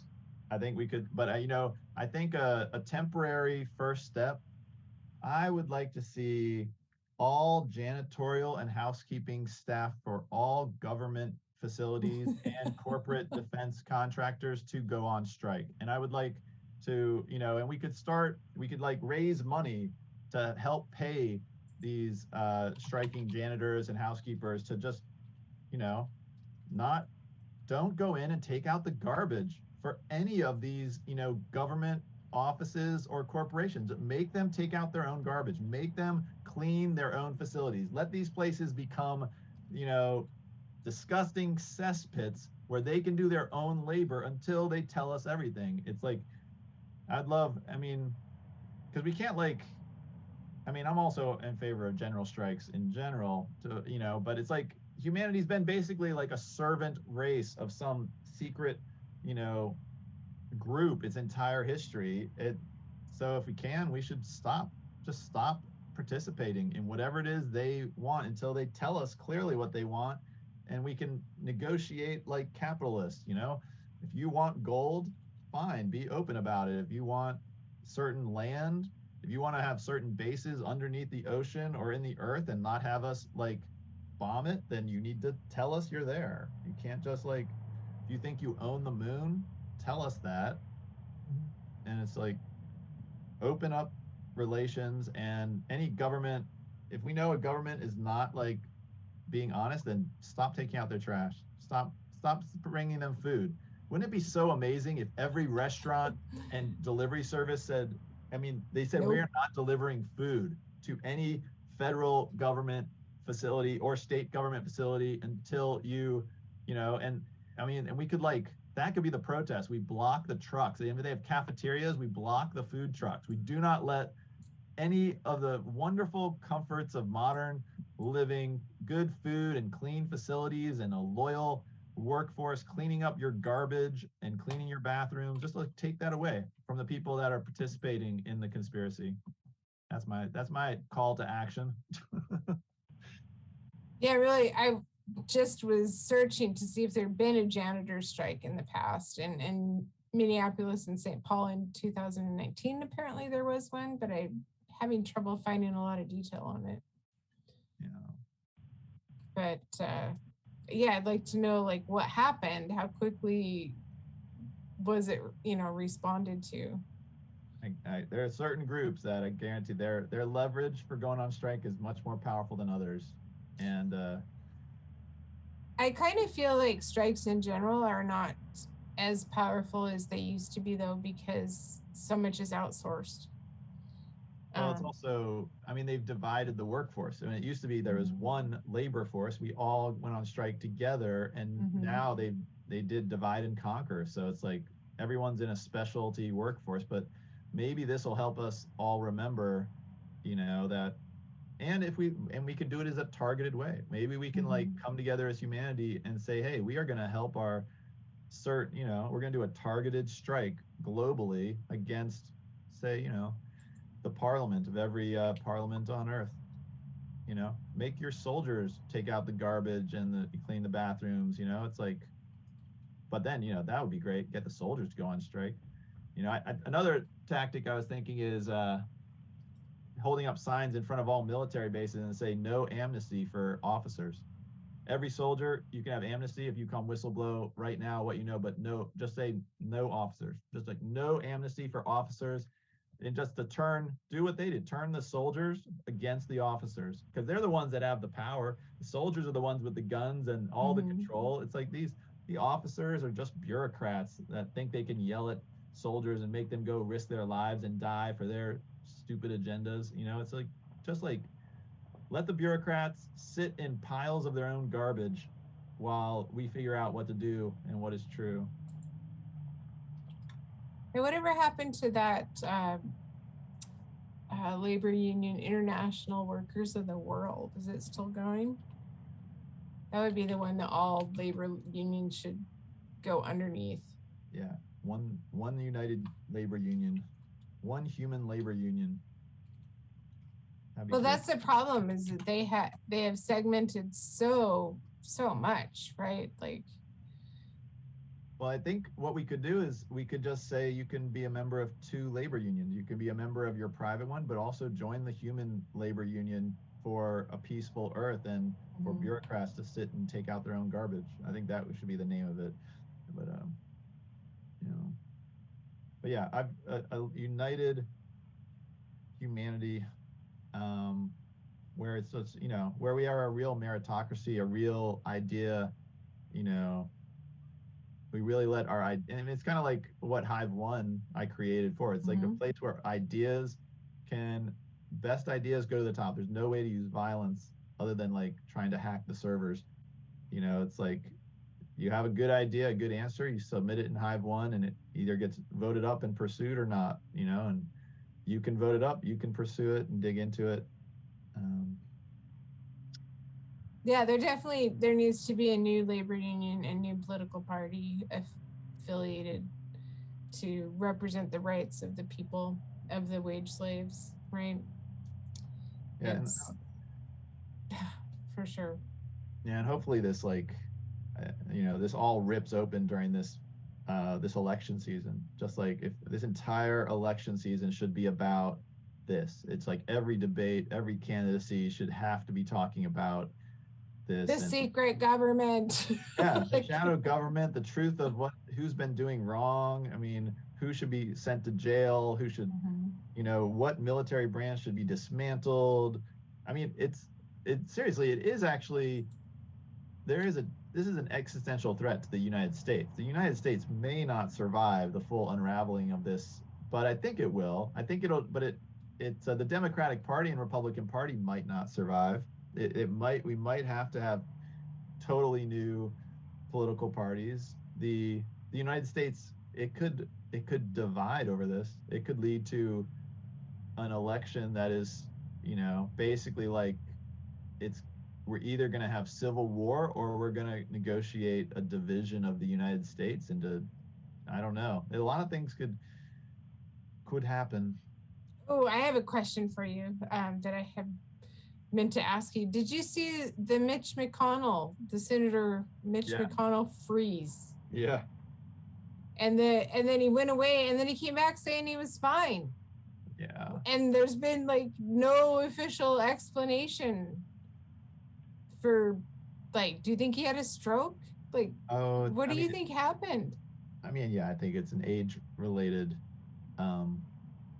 moment. I mean, he could have just fainted. It would have been perfectly reasonable for him to have just fainted. It's almost like a part of his brain fainted, but he somehow was able to keep standing. I mean, I have that happen to me. It's like, but yeah. a zone out moment, I Yeah. guess. Just Yeah, I just see that as a health concern. But I do think he's a pretty incredibly evil person. So who knows? It could have been aliens telepathically controlling his brain in that moment, for all I know. glitch in the matrix, Yeah. something, right? It was such a strange thing. But the biggest thing was just, coming back and saying he's fine, and then like there's no like coverage about, well, he went to go get checked out, or and why wouldn't he go get checked out after that, right? Yeah. It was definitely an odd moment. But yeah, I did see the whole telepathic theory come up a few times, right? Oh, really? I wasn't the only one. No, I saw that. TikTokers really like to show that go, like little imaginary thoughts. He's receiving a download. Right. Yeah. Well, that's one of the things that's come out of, I think it's one of the Greer whistleblowers, or maybe it was from Greer, saying that there is technology that can get into your head, that can send messages into the brains of some people, or maybe all people. I mean, someone like, so there might, I mean, there is a rumor that such a technology might be in play on Earth. I mean, and it's not like telepathy is a new concept. Telepathy has been a part of, some of this UFO lore. Lacerda transcript, the interview with the female reptilian alien, she said they had telepathy. It was one of their primary ways of communication. A lot of these stories of meetings with aliens involve telepathy. So telepathy definitely could be a technology that I would think once Congress knows telepathy is a threat to human privacy, I mean, the clock is ticking. There's only so long you can not tell us. There's only so long you can hide that from humans, that there is, that our privacy is threatened. Even if you don't have a solution, you've got to tell us that our privacy is threatened. And I wouldn't be surprised if the same day they say our privacy is threatened, that they say they have technology that they know how to block it, but tinfoil hats, man. maybe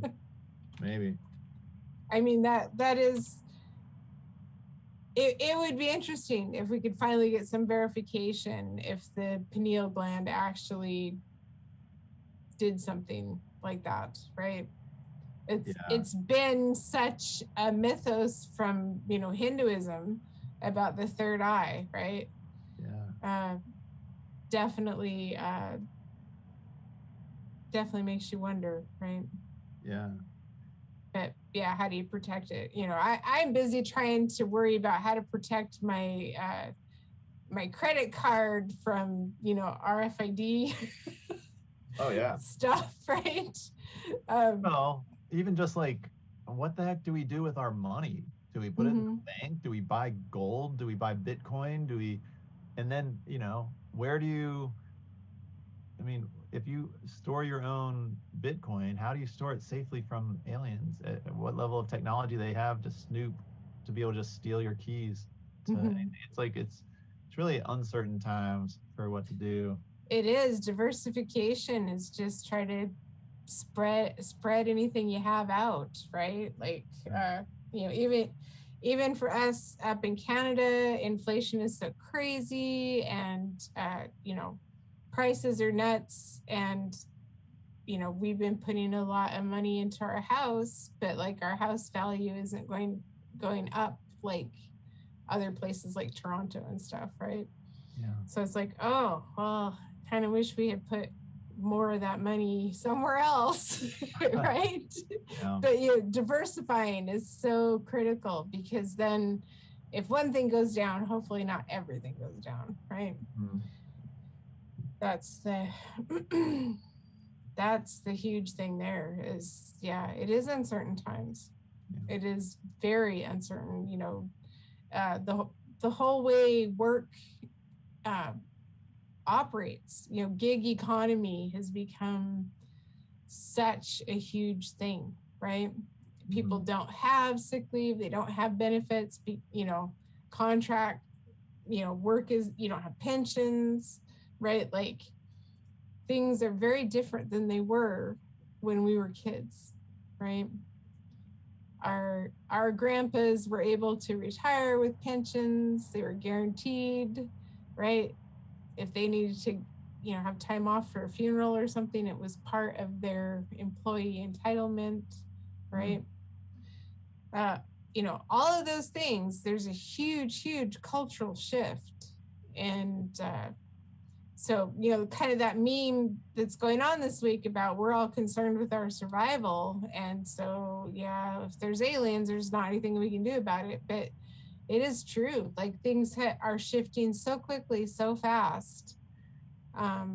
Jobs becoming not relevant, right? And there's a lot of blame put on AI about, AI is going to destroy jobs and stuff. No, it's not AI, it's big corporations, right? Yeah. That's it seems it's big.